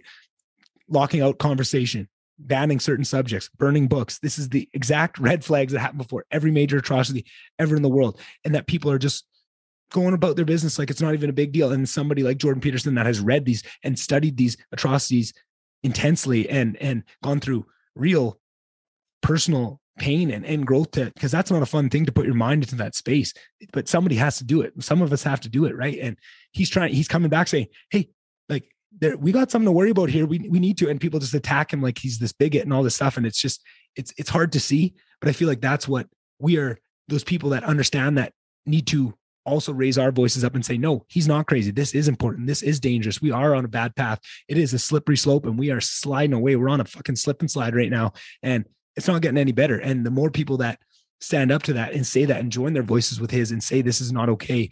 And do it in a long form, compassionate way where you don't just denigrate the others. Because if we do the same thing that they do and just call them idiot snowflakes and do that, that's not going to change their mind. That's not going to bring them. That's not going to make them see the error of their ways. You need to do it with logic and you need to do it with love and compassion. That's the only way we're going to move forward on this. And that's why I don't worry about it, because I think in the Peterson Pals group, I just think it's young people. And I do see the real good people. And I feel like that what I see is as soon as it enters into the comment section, it's full respect, all the love. It's usually like when somebody posts a meme or something, everyone's laughing at it. And when it's not peer to peer, it's amazing. And I feel like that is the true test, right? That when the way people react within each other, and for the most part, everybody is good. It's just about not giving into those days. It's okay every once in a while as a pressure relief. You can make jokes. Humor is what moves us all forward, but you need to, your core being, keep that love for everybody. And it doesn't matter if they're other or what kind of label is on them or what kind of tribalism that affects you. You have to have that love. And we're all people at the end of the day. And that's the only thing that's going to get us out of this. That's the only thing that's going to turn the tide. Yeah, absolutely. I think it takes with the recognition of that sometimes people might be infatuated by certain ideas, but there's a lot of nuance there. And you can only ever be privy to that nuance if you're willing to sit across the table with that person. Yeah. And actually break bread with them and talk to them and talk about these issues with them. And I think when you promote an environment where there's no impetus to sit across people you disagree with, and you just go have to sit and be coddled and stay within your own groups, your own intellectual surroundings, and not challenge yourself, and you're being validated for your attitude of anti-normalization, of not normalizing with others. That's where we're seeing all these problems come from. Yeah. And then you layer on top of that exactly what you just said. Now you have these social media apps that have algorithms that are designed to do exactly what you just said, propagate the things that you already see and echo chamber you away from all these outside ideas, right? Like it's almost the structure of how we communicate and how we live our lives right now, especially during a pandemic when everybody moves online, is all done into that thing. And if you don't actively choose to do certain things, like there's a couple things I do. I try to always, if I follow a Substack of somebody that may be a little bit right of center, I always try to follow one that is a little bit left of center just to balance that out. When I go on YouTube, I never hit the autoplay. I always try and back out and go back to my subscriptions of things that I've chosen to subscribe to and that I've tried to find that balance of and show multiple viewpoints. I try to actively seek out podcasts that have guests that fall outside of my narrative, right? That is hard work. That is something, but I find that is the only way, because if I don't do that, I see that echo chamber starting to start and what it tries to feed me and what kind of things. It's like you have to not only like the first step is recognizing that those echo chambers are always trying to spring up around you. That's the first step. And then the second step is to always be kicking them away and punching. It's like it's always trying to engulf you, and you have to actively push away from that at all times to keep yourself balanced, or you risk falling into that trap. And that's why I have so much compassion, because how can you blame people for it when there's so much powerful things that are designed to do exactly that? And they're at their beck and call, they're at their whim. And I hate to see people denigrate them for that when, you know, 2 shakes or some small change to your upbringing, you'd be that person too, right? Like to pretend that you are so morally different and that you have this moral high ground is so weird to me, when so much of this right and left, all this people, everyone across the spectrum is so similar, and our differences are so small, but there's so many of these things that are taking those tiny differences and blowing them up onto this huge scale and creating all this fighting over it. When if you really get somebody in a room, you could take the 2 most diametrically opposed people, put them in a room for, you know, a couple of days, they'll be pretty civil and they'll find some common ground. It's so much more natural. But as soon as you step online, there's none of that. And you just see it be pulled. It's something about seeing things in print. Yeah. Things right? are the worst in you sometimes. Yeah. A little bit. Yeah. And then people are often just not as courteous or tacit in their communication online. You see something you disagree with, you're very prone to call them names. Yes. I certainly avoid it now because nothing comes from calling other people you disagree with names. It's better to just talk about their ideas, the points they bring to, and disseminate that rather than ever. But anytime I have lost patience, I have no desire to engage in dialogue with people who would rather resort to ad hominems than actually, talking out and resolving and try to find common ground on particular topics. I have a lot more. I lend a lot more credence to people who are willing to actually discuss and look into the issues rather than defaulting to a certain terse argument where it's wrong because of your character or because of who you are, and where there's no real discussion of the content. Yeah. And I think that comes with that idea of, instead of putting all your value on the ideas themselves and the ideologies that you support, and more into the way of how you go about them and how you are, right? Like, when you value somebody, doesn't matter what their viewpoints is, but if they're willing to discuss them with you and not go to that ad hominem and name calling, that is what you value. And now those are the types of people you seek out, right? Like this Peterson Pals groups, it's not a whole group of right wingers, a whole group of left. It's all types of people in between, but that binding factor is that they're willing to have those discussions and do it in a polite way and try to get somewhere with these ideas and find some progress and find some ideas for themselves and learn about themselves and learn about some other people. And I think that's just beautiful. And I think that we need more of that. And not to switch topics on you, like I don't want to give you whiplash here, but it's something that I need to get to because I've been absolutely dying to talk about this. And I know that you've read this book, and I've been dying just to talk to anybody that's read this because it impacted me so deeply. The Fountainhead. I know we did a little bit of chatting. I tried not to talk about it too much before we hopped on here because I wanted to get your sense of it, but I just read it the other day before I jumped into the Jordan Peterson's new books here.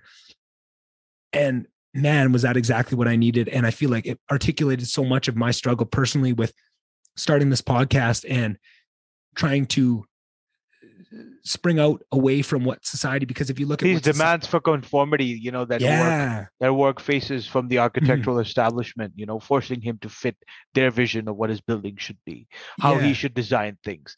And then all these cutthroat Machiavellian people around him, like his own friends who betray him, In the end, it was just him struggling to maintain his creative vision. Right. And his values that he holds, and just all the different examples of all the different temptations that are put in front of him: money, fame, power, social status, all these different ways that they're usual trappings that take people away from, make them compromise their values. All those usual things get thrown at him, and he doesn't go to it. And I just found that so many of the characters, the good and the bad, were so like, I found myself with Howard Rourke feeling so much kinship and seeing myself so much in that. But then also with all the other characters, even the characters that are supposed to be shown in the negative light, I found myself, because I feel like Ayn Rand is so good at getting to the real human nature of it. And all those characters are all of us. I found this is one of the first books. Usually when I read a book, she's really good at getting into the minds of the characters and vocalizing the struggles that they go through, Yeah. She's really good at that. I don't think enough of critics give her credit on she's actually a really good writer. And I think, amazing. It's one of the best books I've ever read. It was, but what I find usually when I read a book is I find like the main character, right? You read Harry Potter, you kind of, you feel like you're in that role. They put you inside of that person. You kind of go against them. There's the bad guys, and you don't fully see yourself in them. You see yourself in the fight against them. But I found with the Fountainhead, I felt like almost all the main characters, I saw myself in them. It felt like I was reading this book from a perspective where I was reading where they're all the main character, and they're all the protagonist in their own way and their own trappings, because none of their trappings were anything less than just natural human nature and what brings it to that point. And to see that, so that you can see those parts of and the mistakes that they're making, you've made those mistakes yourself, and you see them taken out to their natural progression over the course of their lives, and you see where it takes them all. And it gives you that real tangible taste of these different directions and these different values that you can hold, and the power that can come with, not just the power that can come with holding to your values, but the pain that's going to come with it. That's never easy. Holding true to what you believe and not letting it be compromised by all these things like money and power is one of the hardest things you can do. And it shows that with Howard and the what he goes through just in such a beautiful way. I just found like ever since I read that book, my head's been just spinning with all these ways of just like read her more. All Yeah, her no, books I, are I like that. have it's up in my room. I have Atlas Shrugged upstairs, and I It's in my room cannot. right there. Oh, is it? I Yeah, sent you I a can't. picture, didn't I? Yeah, I think Yeah. so. Yeah, I can't Yeah. wait to jump into I'm it. currently reading Atlas Shrugged. I think you'll Yeah. enjoy that as well. Oh man, I It's can't about wait. executives in the railway industry who are Yeah. facing public pushback for their new products and their market innovations, and Okay. dealing with the establishment regarding that, Mhm. dealing with the government bureaucrats, dealing with the cutthroat competitors, and this looming idea of a John Galt out there, of this supposed figure who represents all of these like taboo ideas of Mhm. selfishness, self-interest, Yeah. following your own path, Mhm. and so on. I think it's a tomb. It really is. Yeah. She spent, I think, 12 years writing Atlas Wow. Shrugged. It was her last work of fiction. After that, she just worked on developing her Objectivism. philosophy of objectivism. Mhm. But it was her last book, and she spent 12 years writing it. And it really is her magnum opus. It's her philosophy, her worldview summarized in one arc of. Yeah. So Oh. I've certainly enjoyed reading it now, but there's so many people are, it's really provocative, and it's really really unconventional, and Mhm. so many people have trouble swallowing those ideas, Yeah. just this idea of like egoism, living your life for yourself and not living for other people, Mhm. um, selfishness as a virtue. It's really Yeah. tough. It's a really tough pill for people to swallow. But I think Mhm. once you actually start reading her nonfiction, when you start understanding how integrated her philosophy is, Mhm. you start to actually make more sense of her fiction. Yeah. So I think you definitely should read. Quick read is now as Anthem too. Apparently, Mhm. it's there's a lot of evidence that Orwell read it when he wrote 1984, Oh wow. and Rush made a whole concept album after Anthem, which was her first book. Yeah. And it's about individualism versus collectivism. All Mhm. these people who live under this brutal totalitarian regime that is all about the we. So there is no individual in that society. Everyone lives for the public good. Everyone lives for society. They're not even Sound allowed to familiar? use. Yeah, they're not even allowed to use the word I, Yeah. because Yeah. it is because when you say I, you're talking about yourself, and that erodes the social fabric. And all these people, resisting all these groups of citizens within this oppressive regime who are resisting this collectivism. And Mhm. you could see that she draws upon her experience of living in communist Russia, of Mhm. living Yeah. under communism. 100%. You can see that through her books and her rejection of, the rejection of collectivism, and Mhm. the rejection of communism, and the rejection of people who who demand personal sacrifice for the collective good. You see Yes. that, the repudiation of that in all of her works. Yeah. And it's beautiful rejection, right? It's not just Yeah. rejection for rejection's sake of name calling it It's ad a hominem. romanticization, right? She was a romanticist. Yeah. And Yeah. when I say, does that sound familiar? Throughout the book, I was blown away. And I think maybe not, I don't think this is exclusive to the Fountainhead. I think this is just her like objectivism in general, and her worldview and ideology of what she was saying was so ahead of her time. Like the fact that she wrote these books in the 20s, 30s, and 40s, and they are so cognizant It today. was rejected by 6 publishers, I know. Fountainhead, because a lot of it had to do with the intellectual infatuation with socialism and Yeah, at the communism. time. And she was a different thinker, right? She was completely in favor of capitalism. She was Mhm. against the Soviet Union. She spoke out against the um, the Soviet Union, and the contemporary like American elite, who were very infatuated with those ideas, Mhm. did not give her any credence whatsoever. And Mhm. even if we look now, um, she is a topic of discussion in the philosophy courses. When you talk about Yeah. ethics and philosophy, she does come up, Yeah. but there's still not that much academic consideration towards her ideas, because she really built upon Aristotle's Mhm. philosophy. She really Mhm. was. She built upon his ideas of the law of identity, Mhm. logic, eudaimonia, and so on. She really built on those Yeah. ideas. She rejected some of Aristotle's conceptions, but she really built Mhm. on a lot of those. And you know Yeah. she was. there's very rare for people to actually build on this, to actually look at Aristotle and actually build upon his ideas. He was one of the few people who did that. But Yeah. even if you look throughout history, Aristotle's influence upon philosophy and philosophers has been undeniable.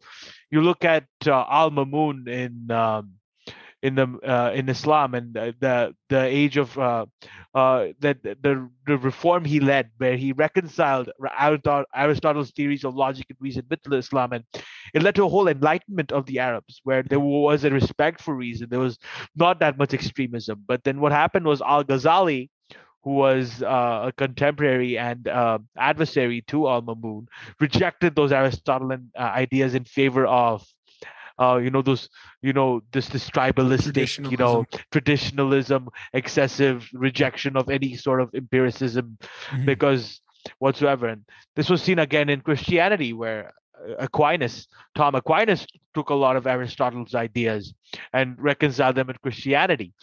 And you see in Judaism too, where Maimonides, the Sephardi philosopher, took a lot of those ideas of reason and logic and reconciled it with Judaism. So that effect has always been there. And there's always been, you could say, a sort of tension between proponents of like faith, the Christian apologists and so on, and the rationalists like Rand and so on, who advocate reason above all else. And I don't think that conflict is ever going to end. There's always going to be a little bit of tension between faith and reason. But I think if we were ever able to move towards a better solution, towards looking at these concepts, I think it lies in I wouldn't call myself an objectivist because I'm still not fully an atheist. Rand was a full atheist, right? Yeah, exactly. I cannot completely reject faith. There's a part of myself that still has faith in certain things and likes to have faith. But I certainly would say that I place reason above faith as a value, because I think that reason and the ability to ration is the faculty from which all other values can be derived, right? Our ability to ration and think grants us the ability to make value judgments. Well, let me throw this at you. Yeah. Well, maybe if you do put logic above faith and you follow it to its ends, to where logic no longer works, there's certain things that go beyond logic, and I feel like that's where faith comes back in, right? Like I feel like that was me. Like I was shown that as a kid with Christianity, and you have to believe this, and this is what it is, and all this stuff, but I was never told why or allowed to do it, and I completely rejected it. Went full atheist for many years, and just totally I did exactly what Jordan said not to. I fully carelessly denigrated social institutions, right? Without fully looking into them. But then, and I used logic and reason. That was my religion. That's what I followed. But I found that by following that to its natural conclusions, you get to points where there's things that are unknowable and that are bigger than that and are bigger than logic, and that logic fails. And there's things that are purposefully beyond logic. And that's where the faith comes back in. And I feel like I still think that to assume that any one religion has that nailed and has the ideas of it, but you can see that true beauty of what, capital R religion is in all of the religions, in Buddhism and Christianity, in Islam, in all these things, right? Like you need to become unattached to be able to see the running threads that do. But when you do, they're beautiful. And all this dogma and all this pain and suffering that has come up by following the tenets of these things, it's not all for naught. I feel like this idea of society just throwing out religion as a whole, the baby with the bathwater, let's see you later, has caused so much of the strife, because we didn't realize there was a reason that lasted for thousands of years. There's a reason those things are there. It might not be it to a T if you have to follow all of these principles to a T, and that's what it was. It was them doing the best without the powers of the scientific method and those sort of things, right? But you have to take them both together and find that middle ground and find where those things come together and go apart and understand it fully. And it gives you this rationale, right? Like I agree. I think where I give Rand so much powers, I feel like reading The Fountainhead was the best current critique of what we're seeing in life that I've read in the past 10 years. And it was written in the 30s. To me, that shows that there's some power to those ideas, just for that plain fact. But I agree that that doesn't mean it's foolproof. That doesn't mean that objectivism is the be all end all. If we all follow that, everything's gonna be good. But clearly there's some good fruit in there. That is an orchard you should look into. You should pick some fruit. You should find those pieces that speak with your personal truth and with your personal understanding of reality, and take those with you, and then add into those your own personal faith and your own personal values of things that are personal to you for the reason of what you've seen over your life, like your own personal experiences, and take that all together and then aim for that, right? And keep that as your value, and then go have full Howard Rourke with that, not with objectivism itself, but with all those pieces of objectivism and faith and your own personal values, but then hold those to that degree so that you don't compromise. You can change those values. You still need to be open to new information and to be able to change what you think, but unless you should never compromise, you should just change what those values are. If something impacts you to that point where you can change those real deep-seated values and maybe change your course and aim better. I mean, Jordan Peterson talks about this all the time. It's just find that aim. It's not going to be perfect, but where that will take you, you will find where the errors lie in your aim, and you will aim better, and then keep aiming at that. And then you'll find the errors that lie in that aim, and you'll aim better, and then aim at that. And if you follow that path, that is what gets you. But if you fall into that trap of finding one ideology or one thing, and you think that's perfect, and then you close all this out, now all that progress is lost, and all of what you could be, all that,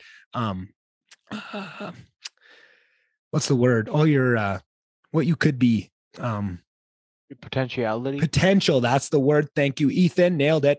All the potential of who you could be goes out the window as soon as you concretely tie yourself to one idea. And I feel like that is the power of being open and holding that compassion and not slipping into those easily labeled so you don't have to have these discussions. Just remain open and try and find the best in all these areas. And don't keep that white belt mentality that you can always learn something from everybody. You need that. Absolutely. And to add on to that, it's also important to have sort of intellectual consistency. Yes. Because oftentimes we suffer from cognitive dissonance, wherein we have two completely opposing viewpoints on a certain matter that we hold simultaneously, and we don't know which side to choose. And I think the remedy to that is ideological consistency, understanding what makes sense in terms of what your core beliefs are and how they're applied to different fields. So in that sense, that the philosophical idea of integration of different topics being linked through reason is important as well, where you're going to have less dissonance if you know that you are ideologically consistent. There's a consistency between your ideas and they don't contradict each other. And to use that dissonance as a tool, right? Look for those areas where that dissonance is, and sit with it and ask yourself those questions and think deeply on it, because that's somewhere where work needs to be done, right? Those are guideposts. I always say the same with, it's one of those words that's been beat to death, trigger. Like every time you're triggered, that is a gift. Every time you feel that you irrationally get angry over something, that's something you need to sit with and think, okay, why? Because there's truth. There is potential there. There's something. And I feel like that mindset, I've talked about this a lot on the podcast, of switching that mindset from being where I think a lot of people are stuck right now is every time one of those things comes up that's scary, they don't want to think of themselves. They don't want to see where maybe they're being a hypocrite in their own mind and they don't know it, and there's pain there, and they'll rationalize, they'll blame it on other things. Right. And that's a scary thing to do. And it just takes that first step of just one time sitting with it and finding it and looking back. Why am I that way? Like what happened to me as a child, or what environmental factors shape me to be that way, and try and understand it, and then forgive that piece and move on. And you find the actionable change that affects in your life is intoxicating. And then the next time it's a little bit easier. It's still scary. It's not like you do it once and it's not going to be scary anymore. Then the next time it comes up, but it's that slightly less scary. And you know that at the end of it, there's going to be something positive. There's a reward. And then you do it again, and it gets easier and easier. And now you're on that path of looking within yourself, getting in touch with your shadow, integrating yourself, taking that locus of control from the outside and blaming others, pulling it inside. That's the process. And it seems so scary from the onset, but once you get inside of it, it's so rewarding and so powerful of an idea that but it's just so hard to push people, and so hard to get people to just take that first step to understand that there is something behind it. Like often it seems like it wouldn't be that hard to tell people, because usually, behind the hardest struggle or the most suffering is the most the most reward, right? The most gold is the most gold that you can ever find in the world is behind the biggest, baddest dragon you can find, right? That's just how the world naturally works. So it's this thing that we're really in touch with. But even with all that behind you and trying to get people to realize it, it's still so hard to get people to take that step and to understand it fully. You know what I'm saying? Yeah. Yeah. It's interesting. But I mean, just because it's hard doesn't, I mean, again, I'm just making my own point there. Because that's hard, that makes it worth it, right? It's hard to get people to wake up to that, but that means there's worth behind it, right? And it's a noble goal. I think that's probably Jordan Peterson's most noble goal, is trying to wake people up to that. Like, again, he talks about a lot of things and a lot of actionable ways, but when you take that all together, what the spirit of what he's trying to get to do is to wake people up to that. In my own assumption, I don't want to pretend I'm going to put words in his mouth and know exactly what he's saying. I mean, he can do that on his own, but in my estimation of what I've been able to take in of what his teachings are, that's kind of the way I see it. And I'm wondering, how do you see it? What do you think? Maybe I can ask you that. When you look at Jordan Peterson as a whole, with all his talks and lectures and books and all that, what do you think the real basis of what he's trying to do, of what his true spirit of what he's trying to accomplish is? I think when he was asked in the GQ interview is, what do we, she asked him, what do you want to be remembered as? And Jordan said, with a rather solemn face, an honest man. And I think he is honest, at least honest about his observations, or what he thinks is truly helpful to help people, right? Based on his work, based on his observations of being a clinical psychologist for so many years, based on his experience. He sees all of these. I think what really compelled him to go out there in the public domain and challenge political correctness and social justice ideology was the trends that he was seeing around him, where people were just refusing to take any responsibility for their actions whatsoever, and just wanted to sit and complain about everything. They wanted to, without having a good grasp of society, of social institutions, of social systems, they want to denigrate pre-existing structures, right, and deconstruct it, right? This sort of intellectual lazyism and this preponderance upon simplistic solutions, utopian solutions to problems. I think that's what really compelled him, and what was the real what was the foremost provoking factor, I think, was Bill C-16, and the that bill moment for sure. Like there's just the Orwellian sense of paternalism built into that bill, wherein it actually mandates what actually people can voluntarily say, where it becomes really problematic, because as he pointed out, throughout the history of English common law, there's always been certain sanctions on, or certain restrictions on what cannot be said, but never any law that compelled people to use a certain language, right? And there's an erosion of people's freedom of expression, and I think that was the popularity of that bill has stemmed from this prevalent social justice ideology, this paternalistic ideology, that we can actually filter out some of what we consider to be bad ideas and steer people into thinking the right way. Right. Yeah. And I think him more than anybody would understand the true breadth of what that bill meant, right? He has sat and studied the worst atrocities, like we talked about. And like you say, that has never been done in like English culture of or any of the English speaking countries. That's never been done before. But restrictions on speech happens in other places, right? You look around the world right now, there's a lot of places where there's things you can't say, and that extends much further than that. And you can see the natural manifestations of what that's going to bring. And when you look at history, you see the natural response and the next steps of what comes after that. And he has seen that.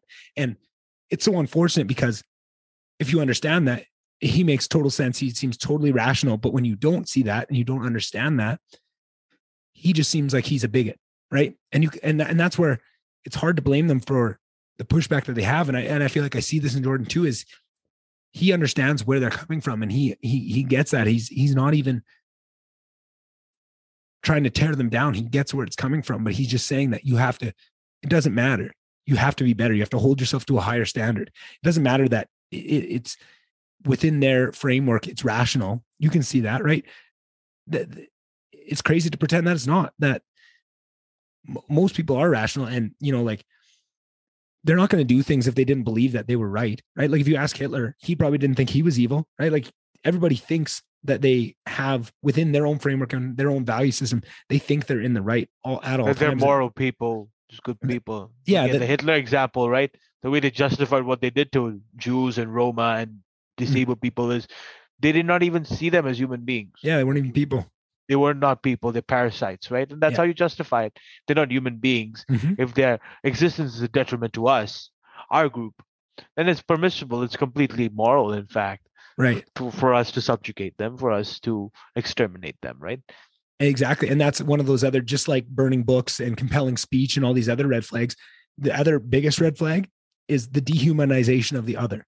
That is the biggest red flag that something really bad is about to happen, and you see it happening. The PC culture is absolutely dehumanizing people that see other than them and don't get on board with it. And the other side is completely dehumanizing these people that they see as just these liberal snowflakes. They don't even see them as people. This polarization is doing it on both sides, right? Like you see this dehumanization, which is the biggest thing that scares the living shit out of me, right? Like, because when you understand that, you see how scary of a thought that is, of how we can get to this point with all. Yeah. Oh, he's a Trump supporter. Oh, he's probably a piece of shit. He's just exactly. Not even. He's probably default. Or like, oh, he voted, or they voted for Hillary Clinton. Oh, they're just probably just a feminazi or anything. Where it's better to have your views, have your convictions, but engage in dialogue and seek to understand those who you don't see eye to eye with. I think that's a much more productive approach, as we've been talking about, right? And I think there's a sincere lack of that out there. There's this unwillingness to even engage. So even then, even if people know they might disagree with you, they don't want to bring it up, right? I often find that when I've disagreed with my certain friends who are more left-leaning, who do not know that I had those more center-right, kind of more right-leaning ideas, they would be kind of scared of it. They would not want to talk about it. We would get into talking about an issue and be heading somewhere, and then they would just refrain from continuing talking about that. There's just, lack of any intellectual vigor. There's this lack of any willingness to even debate and discuss, because people often are taught and are coddled to, just accept what they believe as absolutely right, and they don't have to worry about disagreeing with people. And then when you challenge them on their core beliefs, they show those signs of fear. They shake, they're scared, they don't want to engage with you. And that's what's really problematic, where people just cannot defend their own views and ideas, with any veracity whatsoever, without any logic whatsoever. Their default is to have their feelings be hurt, and their coping mechanism is to avert any conversation whatsoever. I found this when I brought up politics, or politics comes up in conversations and I express my views. I've definitely seen that, and it's not good. It's not good. And to me, I think it's baked right into the ideology itself. You see that lack of testing of their ideas, because they say that it's you, if you even give somebody you dignify it with a response, right? Like if you even dignify to talk to this racist bigot, you are part of the problem, and now you are out of that in-group. And if you even talk to them or have this discussion, now you're not part of our group. And people are so worried about being part of that group that they won't even do it. So that rejection of defending their ideas is built right into the ideology. It's crime by association. It is, right? And that's what's sad, and that is the most dangerous part, right? The anything that locks you out of having discussion, as long as it's done civilly, right? Like obviously if it devolves to ad hominem or name calling, that's not one thing. But if people are truly willing to have a discussion and try to see your side, but you refuse to even bring your ideas to bear and to back them up, that is where you start to see the danger, right? And when that's baked into a whole ideology, and now you see it propagate and get bigger and bigger and bigger, now it gains power. And now there's these people that have this system that shuts down conversation and shuts down ideas and compels speech, and it just keeps growing and growing because it is, from the outside looking in, has that moral high ground that we talked about at the very start of this conversation.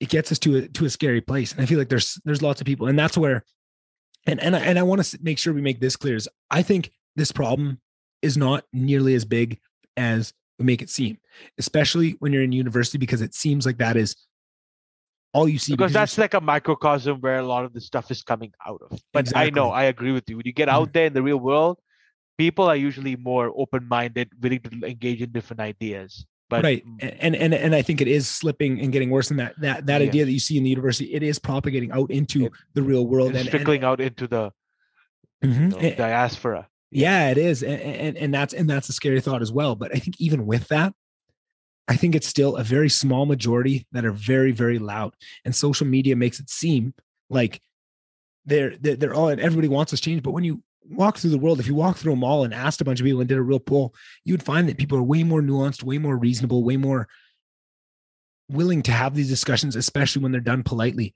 than you would think. And especially when you separate it into an individual where they're not part of the group. The thing that happens with social media is it's so public. People are so worried about their group and still being allowed to go back to their group. And when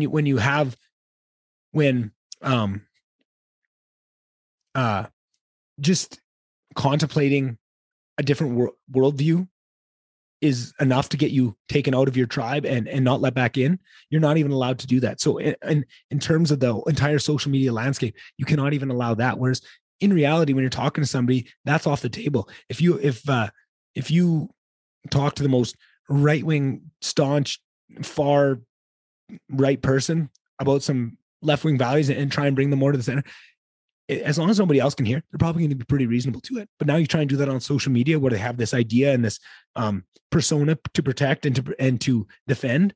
It's just not going to happen. It's just, I feel like social media is the absolute worst place for the propagation. Twitter especially. Yeah, with this character limit. Yeah. The way it arranges replies, the way just people behave with the constant doxing and deplatforming and tribalism that goes on there. Right. I have never seen a productive conversation transpire on Twitter. It's always devolved into this sort of trolling and name calling that we both, I'm pretty sure, despise. Right. Exactly. And that's I feel like, unfortunately, there's a whole generation of people coming up that have never not known the internet, have never not known. I feel like for people that are of a certain age, get out there, actually talk to people, sit with them on a table, right? Right. But if you go to a restaurant, you look at what happens, so many people are on their phones. So many people are so down that rabbit hole of the internet that it becomes reality. And it is hard, right? There's a certain addictive nature to being online all the time. You find that often you're almost subconsciously inclined to just check your phone out of force of habit, where it's not even conscious anymore, and you have to make a real effort to distance yourself from that thing and only look at it when you need to look at it. Right? And they use the same algorithms, the same color schemes, the same flashing lights that are so deeply ingrained into the part of our lizard brain that they use the exact same things they do for lottery machines, they do with your phone and social media. So that, like you say, one of the best things I tell people is just take your social media apps and move them on your phone, put them somewhere else. And that will just give you that one slight disconnect, only for a day or two, but to realize how unconscious it is that you just find yourself naturally doing that swipe to get to that spot. Because once it's in a different spot, you realize that you'll swipe to where it used to be. And then you realize, it's not there. Oh man, I wasn't even thinking. Didn't even think about going on social media. I was just on autopilot. I was going to it. Yeah. Realize that you need to, like we say, the first step is realizing, it sounds cliche, but the first step is to admit you have a problem. That is it's cliche for a reason. That is the first step before you can start to actually see that. Because I think for a lot of people, I couldn't agree more with how can you blame people? Like, I feel so much compassion for everyone and for myself too. I'm in the same trap, right? I'm fighting the same battle everybody else is. I'm not going to say I'm, on some mountain here. I'm doing the same thing. I'm always trying to fight to not go onto social media. And I find myself on autopilot swiping to it. It's hard. And it's just one of those things where just because it's hard doesn't mean it's not noble to fight against, right? I feel like we discussed earlier, that almost, if you have the right mindset that is telling you something very important, that is a noble goal, anything that's hard usually has something good behind it, right? The best gold is behind the biggest dragon. You have to slay those things in. Because it's hard, you should be pushing towards that, right? Like that would be that if again, I don't want to put words in the mouth, but that would be making Dr. Peterson proud. If you do that thing, like aim for something hard, don't take the easy way out. There's too many easy ways right now. That is exactly what our education system and social media and everything is telling you, that there's always an easy way out. And there is, but if you truly care about your future happiness and your true potential of what you could be, you can't take it. And you have to try, and you're going to fail, but you have to keep getting up, pick yourself up off the ground, dust yourself off and try again and keep aiming. You know, they often say embarrassment is the cost of entry. Yeah. If you're unwilling to look like a foolish beginner, you will never become a graceful master. You have to put yourself out there. You will make mistakes. You probably will make a fool of yourself. Yeah, for sure. It's a risk that you have to bear. The risk of being, lampooned in front of other people. But you learn from that. You always learn from that. And then that's how you improve, right? You're not going to become a good writer if you're not willing to write stuff out. Of course. Write down your ideas and maybe have them scrutinized by a proofreader, and then maybe given suggestions for improvement. You're never going to become better at it. You're never going to become a good sportsman if you certainly don't go out there and try out and practice and maybe fall a few times, Right. Exactly. And I would ask people, who do you look up to, right? Like whatever domain it is, if you look at somebody that excels that you look up to, ask yourself this: do you think they had to risk some embarrassment and look like a fool a little bit to get to where they are? I'm sure they did, right? Like there's always the naturally talented people that get to skate to it, but they are 1 in a billion, right? That person. And I don't even think that's true. I don't think anybody gets through unscathed. I mean, to quote the Mandalorian, talent without training is nothing. Exactly. As Luke said, right? Yeah. You have talent. Some people are inclined to do better at certain things and they might be gifted at it, but they still have to hone it. They still have to get out there and do it. Right? And oftentimes talent can be the biggest downfall because it prevents you from learning those lessons early enough to be able to establish them, and you become so enamored with your own because talent. with your hubris. Exactly. Yeah, exactly. Like one of the biggest things I found was in high school, in big fish in a small pond, very small town. I had to do zero work in high school. Never studied, didn't do anything, got pretty good marks, and learned some really bad habits. So when I got to university and actually had to work, I had to relearn everything from scratch. I had to learn how to study. I had to learn how to make flashcards. I learned all this stuff where people were coming in from big schools that, had AP classes and stuff. We didn't have AP classes in Slave Lake, Alberta. Not a chance, right? Like I couldn't even take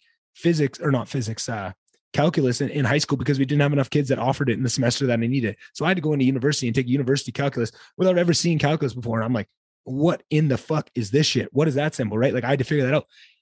But that was my own fault. If I would have realized and listened to everybody telling me that, because every fucking teacher told me, Mr. Fisk, if he's listening, one of my favorite teachers, math teacher, he told me all the fucking time, when you get to university, this is not going to be this easy. You're going to have to do this. Like there's reasons. I'm not being a prick, just trying to get you to, at that point, it was even just like do the work in class because I was just disrupting the whole class, being a class clown and being a goofball instead of actually doing the work. He wasn't trying to be mean. He was saying like, I'm actually trying to help you. You're going to need this at a certain point. But I just was so headstrong. I didn't even realize that. But it's just one of those things where sometimes talent can really be detrimental. And I was not in that. I was so sure that I knew it all that I wasn't ready to listen to them when they were giving me actual sound advice because I just couldn't see it at that point. And that's what we talk about, like, I think you said it really eloquently earlier. It's like, intelligence is knowing your ignorance or whatever you said, right? Like, I feel like that is a true measure of your intelligence is the extent to which you're privy to your own ignorance. Yes, that exactly. I got to write that down so I can say it as eloquent as you just did. That's a Thomas Sowell quote. Okay, there we go. Thomas Sowell. Search up his quotes. Yeah. And you can memorize some of them and you can impress some girl in the bar. There you go. Don't worry about it. Yeah, that's what it's all about. That's what it all comes down to, right? Exactly. And it's funny you say that, right? About not being in touch with your own motivation, your own value systems. Like, I feel like I didn't realize how much my entire life and everything I did was so structured around girls and getting girls and looking good for girls, all that stuff. And now when I look back, it's like part of being a young man, it's right. you're almost singularly motivated by your sexual desires and your sexual whims, right? Mm-hmm. By your libido. Yeah. But the fact that I could have been like, the fact that I was that blind to it. And now looking back on like, just like my university experience and how much of everything I did and how I acted and just all these things were so focused on that and that was probably the biggest thing that made me unsuccessful. Like, not that I was unsuccessful by any means, but like all the times that I didn't was probably girls going like, fucking look at this guy trying that hard to like that. This is the most unattractive thing, but you don't realize that until you're 1,000 feet away from it and you can see it, right? And in the moment, you don't realize that. You're just so focused on what you're doing. It's funny that we can be so sure that we know everything. And then to just have a small change can just show you your own ignorance. And what I find is the importance of just being able to laugh at it and to look back on it, because I've said this a million times. So apologies for people that have heard me say this before, but I often look back, like when I was 23, I would look back at my 22-year-old self and go, oh, like that kid, like, fuck, it's so embarrassing even to think about what I did at that time. And then I turned 25 and I'd look, oh, that 23-year-old, like, what was he thinking? That happens all the time. And then at one point I made a switch where it was, now I look back and I go, oh, that 23-year-old, like, look at him. Like, he was doing so good with what he knew. He's so ignorant of so many things, but he was doing really good, all things considered. And I have so much love and compassion for that kid with all the mistakes he was making. And that small switch is so much better to look at it. And I think that's another one of Jordan's rules is compare yourself to who you were yesterday instead of who somebody else is today. And that is so important and I feel like I was doing that, but I was doing that in a really negative connotation. I was really beating myself up about it. And I always had a really negative sense of myself and I wasn't loving myself fully. And I know that's one of those cliches that just gets bandied around fully, but the power of it is so powerful. Once I started looking back on that with love for myself and compassion for who I was at that point, it flipped the switch on it where now the growth and the natural or the actualized results that I started to see when I made that small switch, I was still doing the same things. I was still comparing myself to myself at a different time, but doing it in a positive manner. It was like night and day. It was a huge understanding for me. And I'm sure I didn't come to that on my own. I'm sure that was me listening to podcasts. Because you could look back at yourself with this sort of shameful, sneering sense of dismissiveness. Yeah. Where you look at, look at that guy. He was an idiot. I'm so much better now. But it's oftentimes when you look at it more constructively, you look at it rationally, you look at yourself back at your past self more retroactively, you realize that sometimes there's certain good qualities that you might have lost that you might have to actually regain that you're not thinking about, right? Yeah. Or in fact, what you might consider embarrassing is just because of your own self-consciousness, and other people might have found that incredibly alluring, right? Yeah. It's impossible for us to know truly what other people think of us, right? But certainly I think what really works for most people is having self-confidence, having a sense of self-efficacy, and making an effort, conscious effort, to put the best version of themselves out there, wherein they realize what is good about them, or like hypothetically what is good about you, what your strengths are, but also realizing your nature, what your limitations are, where you fall short, and recognizing that and trying to mitigate mitigate the bad effects of some of your more negative behaviors.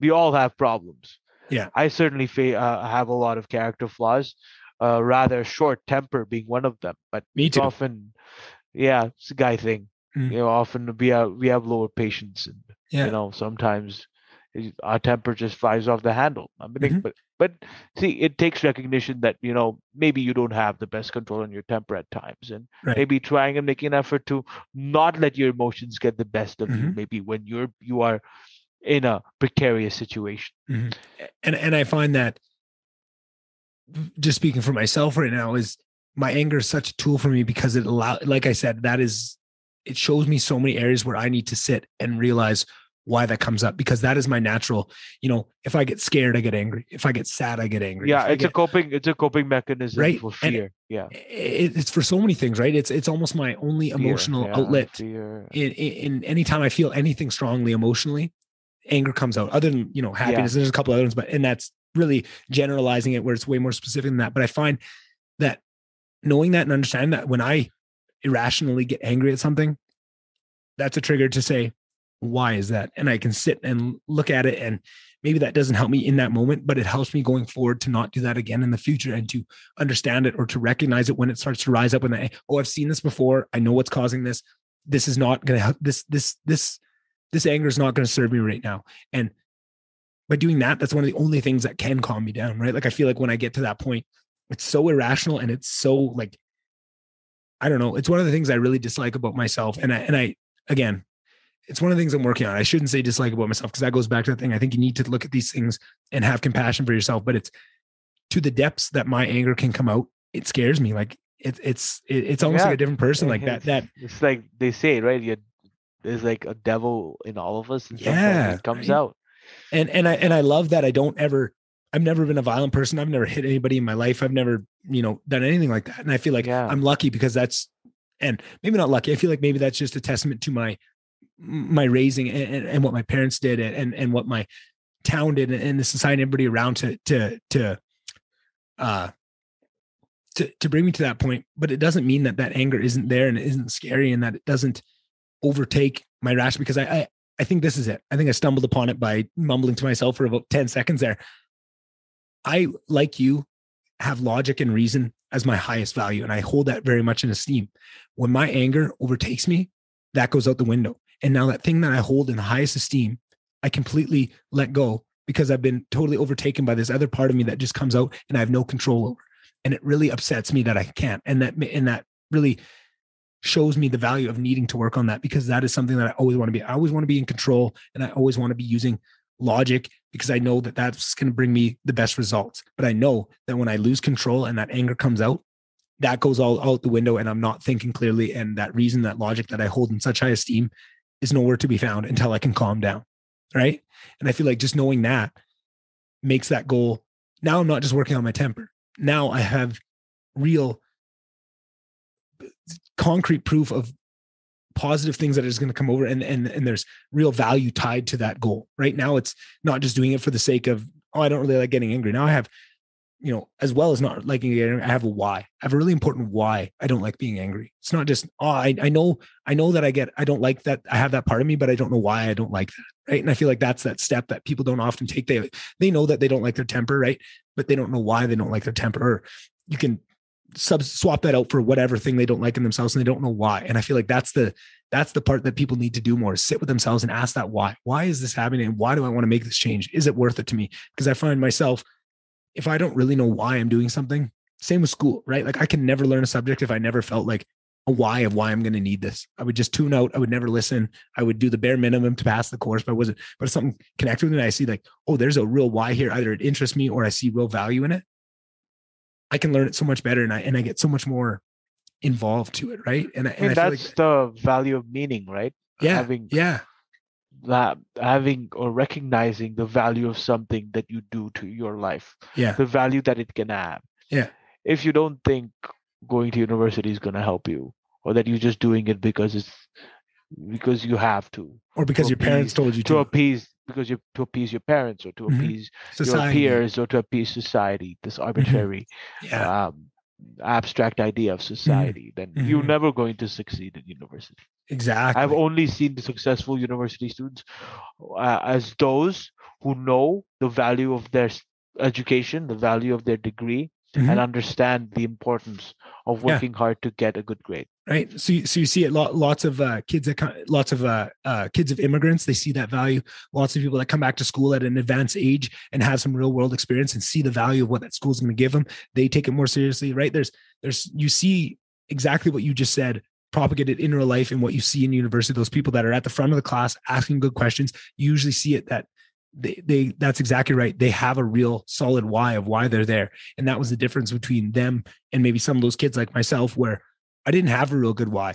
The biggest why I had there was because I didn't really have a choice. Like I was told from a young age, no, you're going to university, right? Like I said, I want to join the army. I want to be an underwater welder. I want to do all this stuff. And it was like, nope, you're going to university, right? And it was just like, oh, all right, well, I'll try and find the thing. Like I liked the freedom of being a businessman and being able to make my own decisions. So I went into business, right? Because that was, and I do like business and I have a real proclivity to it. But then when I got to university, when I took that business degree, it wasn't very business-like. It was all economics. It was some other stuff. And like, I learned some of it, but it wasn't really lined up with what I truly wanted to learn. So I wasn't truly invested. So there'd be some classes where I was, and I would get really good marks in those classes where I was invested. And then there'd be the classes where it's just like, this is bullshit. The teacher doesn't really know what they're talking about. I don't really believe in this. I'm just going to do the bare minimum and pass the course so I don't get, yelled at or whatever it is. And that is so clearly, and I don't even think I understood that while I was going through it. I think that's something that I've now learned after graduating and realizing that. But I think if more kids knew that going in and could really internalize that and rationalize what their why is going into it, they would have so much better outputs on the other side of it, right? Like, I think that is an important thing that maybe we don't put enough value on, where we just put so much value on forcing people to get them into the university. We don't put any value on why they're doing it or if it's their choice or any of that. And we don't show them the true outcomes of the difference of those two things. And even, instilling in them, inculcating in students the realistic expectations for what their post-secondary degree brings to their lives, because it's a tool. It helps you start a career. Now, you cannot just rely on it as an end in itself, right? Yeah, and I think a lot of people have a degree. They think if I get this degree, then I have a job waiting for me. It's natural. I don't have to put any work in, and that is such a mistake you see happen, 1,000 times a day. It's wild. And if you see people who don't have degrees or are still successful, they didn't become successful by sitting on their butt all day. Yeah. Right. Look at Bill Gates. The only reason he ever dropped out of Harvard is because Microsoft was really gaining traction as a company, and it required all of his time. He did not leave Harvard to go and sit in a house and do nothing and then go and protest outside. And go protest outside. He left Harvard because he was building something of value, and it required more of his time than his academics did. So the only times in countries like, look at Canada, the United States, you look at people who actually become millionaires, not people who inherit wealth from their families through nepotism, people who actually generate wealth, who actually build something, build a company, build an idea, people who are entrepreneurial, industrial people. They're people who work tremendously hard. And I don't think we should punish those people by imposing all of these limits on them, or like calling them names and this and that. Now, if they've manipulated the system to get what they have, I'm with you. But if they're if they've only become rich by offering you something of value, you have no moral claim on them. You have no right to be resentment or envious of them and call them things, right? Because I think that's what we see a lot now. Yeah. Sometimes people are just work hard. People work tremendously hard and get more and achieve more than other people who might not work as hard. Yeah. But instead of aspiring to be more like those hardworking people, we vilify them. We say, "Oh, look at all these, crazy people. They have so much money. This and that. Look how they're doing." Instead of being like, "Oh wow, let me see what he did. Yeah. Let me see how he lived. Let me look at his work ethic. Let me try and emulate that. Let me try to aspire to that." It's all a sort of, vilification of those who have. For sure. And once again, I have compassion for those people, because that's such a natural human inclination, especially these days where so much of society is telling you that that's okay, and that taking that easy way out of just vilifying them and calling them down instead of asking those questions of what they did. That's so natural, and it's hard to blame them for doing that, because there's so much set up. There's so much pushing towards that mindset that it's almost a foregone conclusion. It's the exception to the rule that you would buck that trend and ask those questions and do that. And it's the odd person that is willing to do that hard stuff, but those are the people that reach the real heights. Those are the Bill Gates. Those are the Elon Musk. People should know. They should. In North America, you work hard. You're not relegated to stay at a certain income level all your life. Yeah, you move up. There's so much mobility in the system. It only requires initiative, right? Yeah, you're not going to just be sitting paid and getting paid minimum wage jobs. If you work, show your value, you get promoted. You might have more opportunities come up. If you put yourself out there, opportunities are there. You have to seize them, and it's not going to be given to you on a silver spoon. You have to work for it. That is it. Right? That is truer words have not been spoken, Ethan. I think that is exactly. And I realized that in my life too, because when I know I'm putting myself out there and I'm working hard, I get the opportunities. I get to do things, and they add tremendous value to my life and meaning to my life. Yeah, I couldn't agree more. I don't want to keep you here all night, but I'm thinking maybe I could wrap it up with one more question. We've talked a lot about Jordan Peterson tonight and what he espouses and just kind of how we met through that Peterson Pals group and what it stands for. And I'm just curious for you personally, of all Jordan Peterson's books and lecture series and world tours he's done, podcasts, the Joe Rogan that blew him up, right? The couple episodes he's done there that were absolutely spectacular. Which of those speaks to you the most? If you had to say one thing, if somebody heard this, who is this Jordan Peterson guy that these two keep talking about for a couple hours? what should they go listen? What books should they read? What podcast should they watch? What lecture series should they say? And I'm hoping you don't ask that question back to me, because I probably have about 10 different examples that I hold, and it's a really hard question to ask. But I'm just curious for you personally, which of those would you throw out?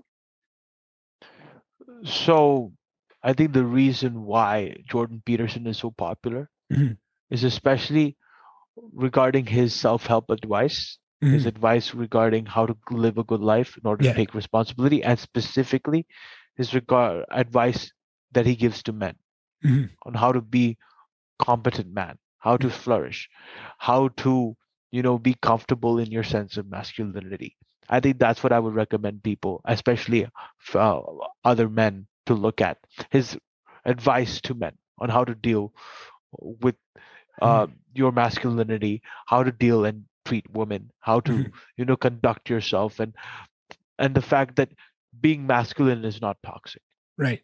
And I think under that thread of what you're saying, I think maybe his first appearance on Joe Rogan is one of the best. I feel like that was where he really had a coming out party of sending that message and really showing that. So maybe that's when I haven't watched it in a couple of years. So I hope I'm not misconstruing, but I think, if that's the goal that you want to bring forth, I think that is the perfect place to send somebody if that's what they want to get out of it. I think if you're interested in his religious views, I would recommend his lecture series with Sam Harris. I feel like that was the intellectual peak of the best of atheism and the best of kind of the description of religion that I gave earlier, of not any one dogma, but kind of taking them all, of what the core that holds them all together, and showing that, and then taking those two things.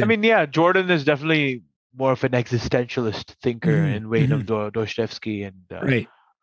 So on. All those. He carries on the existentialist tradition. His core example being that of Geppetto. Looking upon a value higher than himself, looking and wishing upon a star, which gave existence and life and meaning to Pinocchio. Right. I think that pretty much surmises his outlook on life. And the lecture series with Sam Harris, they're a bit of a daunting watch, though. Yeah, his a little exchanges bit, with Sam Harris are quite heated. They're quite but verbal, respectful at the same time. They're respectful, but they're quite dense. Dense with a lot of ideas. It's a daunting task to really filter through and understand everything they're talking about, because these are two highly learned men who know a lot and also disagree on a lot. So and it's high level. It's a lot to follow, and it's one of those ones and that stuff for me is my favorite. I ate those lectures up like it was once I watched the first one, I think I watched the rest of them all in like that 24 hours, because I just couldn't stop. It was just, I feel like I was my idea of what I battled inside my head of what my idea of what religion is and the values that it takes, and that inner part of me that holds a lot of atheistic and more on the Sam Harris side. I feel like I've had an internal Jordan Peterson and Sam Harris, not as fully fledged out as they both are, because they've been studying these things their entire life and have so much to go to war and to combat with. And it felt like it was just getting that out of my head into the almost the archetypal hero of both sides, and have them clash so that I could watch it happen. And it's not just all going on in my head. And I just felt like I got so much out of that if anybody feels that way, I couldn't recommend that more. And then also, it took me way too long, that I'd like to admit, to start reading 12 Rules of Life. And I'm 4 rules into Beyond Order, and I've been blown away already, that I can't recommend those books any higher than almost any book I've ever read. Maybe The Fountainhead, because that one too, I got to recommend that one too. But let me know what you think of Atlas Shrugged. I think a lot of the really fruitful stuff, talking about Rand, is in her nonfiction too. Yeah, definitely. The Romantic Manifesto, Philosophy, Who Needs It, Capitalism, The Unknown Ideal. All of those books are great too. Yeah. After reading The Fountainhead, I don't think there's anything in the world that's going to stop me from reading every fucking thing that she ever put down on paper, because I am, and I would love to talk in. about it with you. Yeah, for sure. Well, I'm sure you'll come back on. I mean, I've had an amazing time chatting with you. I knew this is what this was going to turn into, just from our brief talks before this, and just seeing your ideas and how you bring it forth. I knew this was going to be a really fun conversation, and I hope that this gives a springboard to some of the other less vocal voices that have some of these ideas that would be good to come on here as well from that group, because I feel like that is just an absolute. You could do a speaker series of exactly. I think that'd be really cool. I'd love to do it. Like I always say, if anybody's ever willing to come on here, I've never said no to anybody. I enjoy doing this so much that I'm just trying to get as much time practicing this as we can, so that there's absolutely no gatekeeping to anybody. If anybody's listening and wants to come on, just reach out. I love doing this. It's the funnest thing I've ever done. It's the most rewarding thing I've ever done. And I can't do it without people that agree to come on, like yourself, Ethan. So I can't thank you enough. Anything we missed? Anything that we didn't cover that we should squeak in there? I think we kind of ran the gambit. I think that was quite a lengthy but very substantive conversation. I've certainly enjoyed it quite a bit, but I think we've reached. I think I've reached my heart's content with what we wanted to talk about so far. So nothing pressing for me to bring up any further. Awesome. Well, I'm sure about 10 minutes after we hang up, I'm sure we'll find about 10 things we didn't discuss. So we'll just tack those on to the next time we come on. We could do it another, like a part 2 sometime. 100%. I'm sure we will.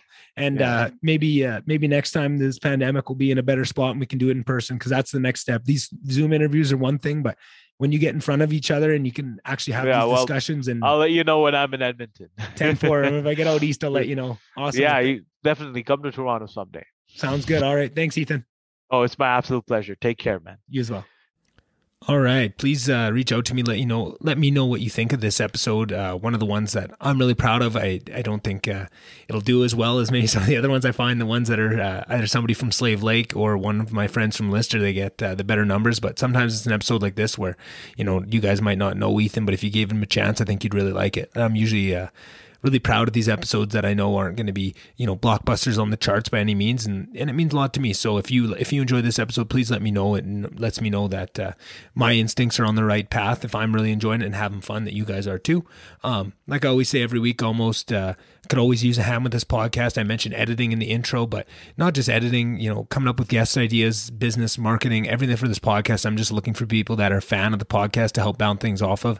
You don't need to have any special skill sets by any means, just a good attitude and a passion to want to take this podcast where I want to. I'm sure if you've listened to more than one episode, you'll know just how passionate I am and what big goals and visions I have for this podcast. So if that seems like something you'd want to help out with or something you'd be interested with, let me know. Also, I'm really excited to help people start podcasts. That's something I've wanted to do since before I even started this, was help others do this and take some of the fear and the technical side of it out and just let them enjoy the pleasure of being able to record and make their voice heard. And I think that's something I've been really excited to do. So if you know anybody that think would have a great podcast, reach out to me, let me know.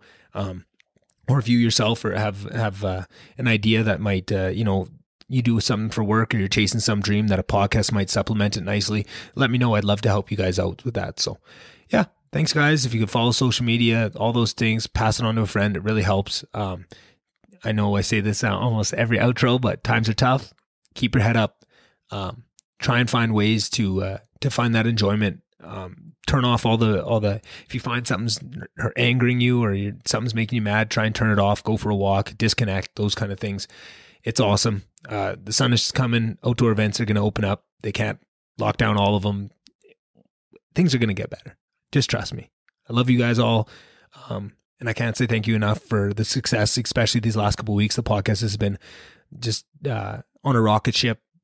Still very small. Don't worry, guys. I'm not going Hollywood on you anytime, but just to see the growth take a noticeable uptick the last couple of weeks has been really awesome, and I can't thank you guys enough. So yeah, just genuine thank you from the bottom of my heart for all that you guys do, all the messages, all that stuff, and can't wait to see you on the next one. All right, bye.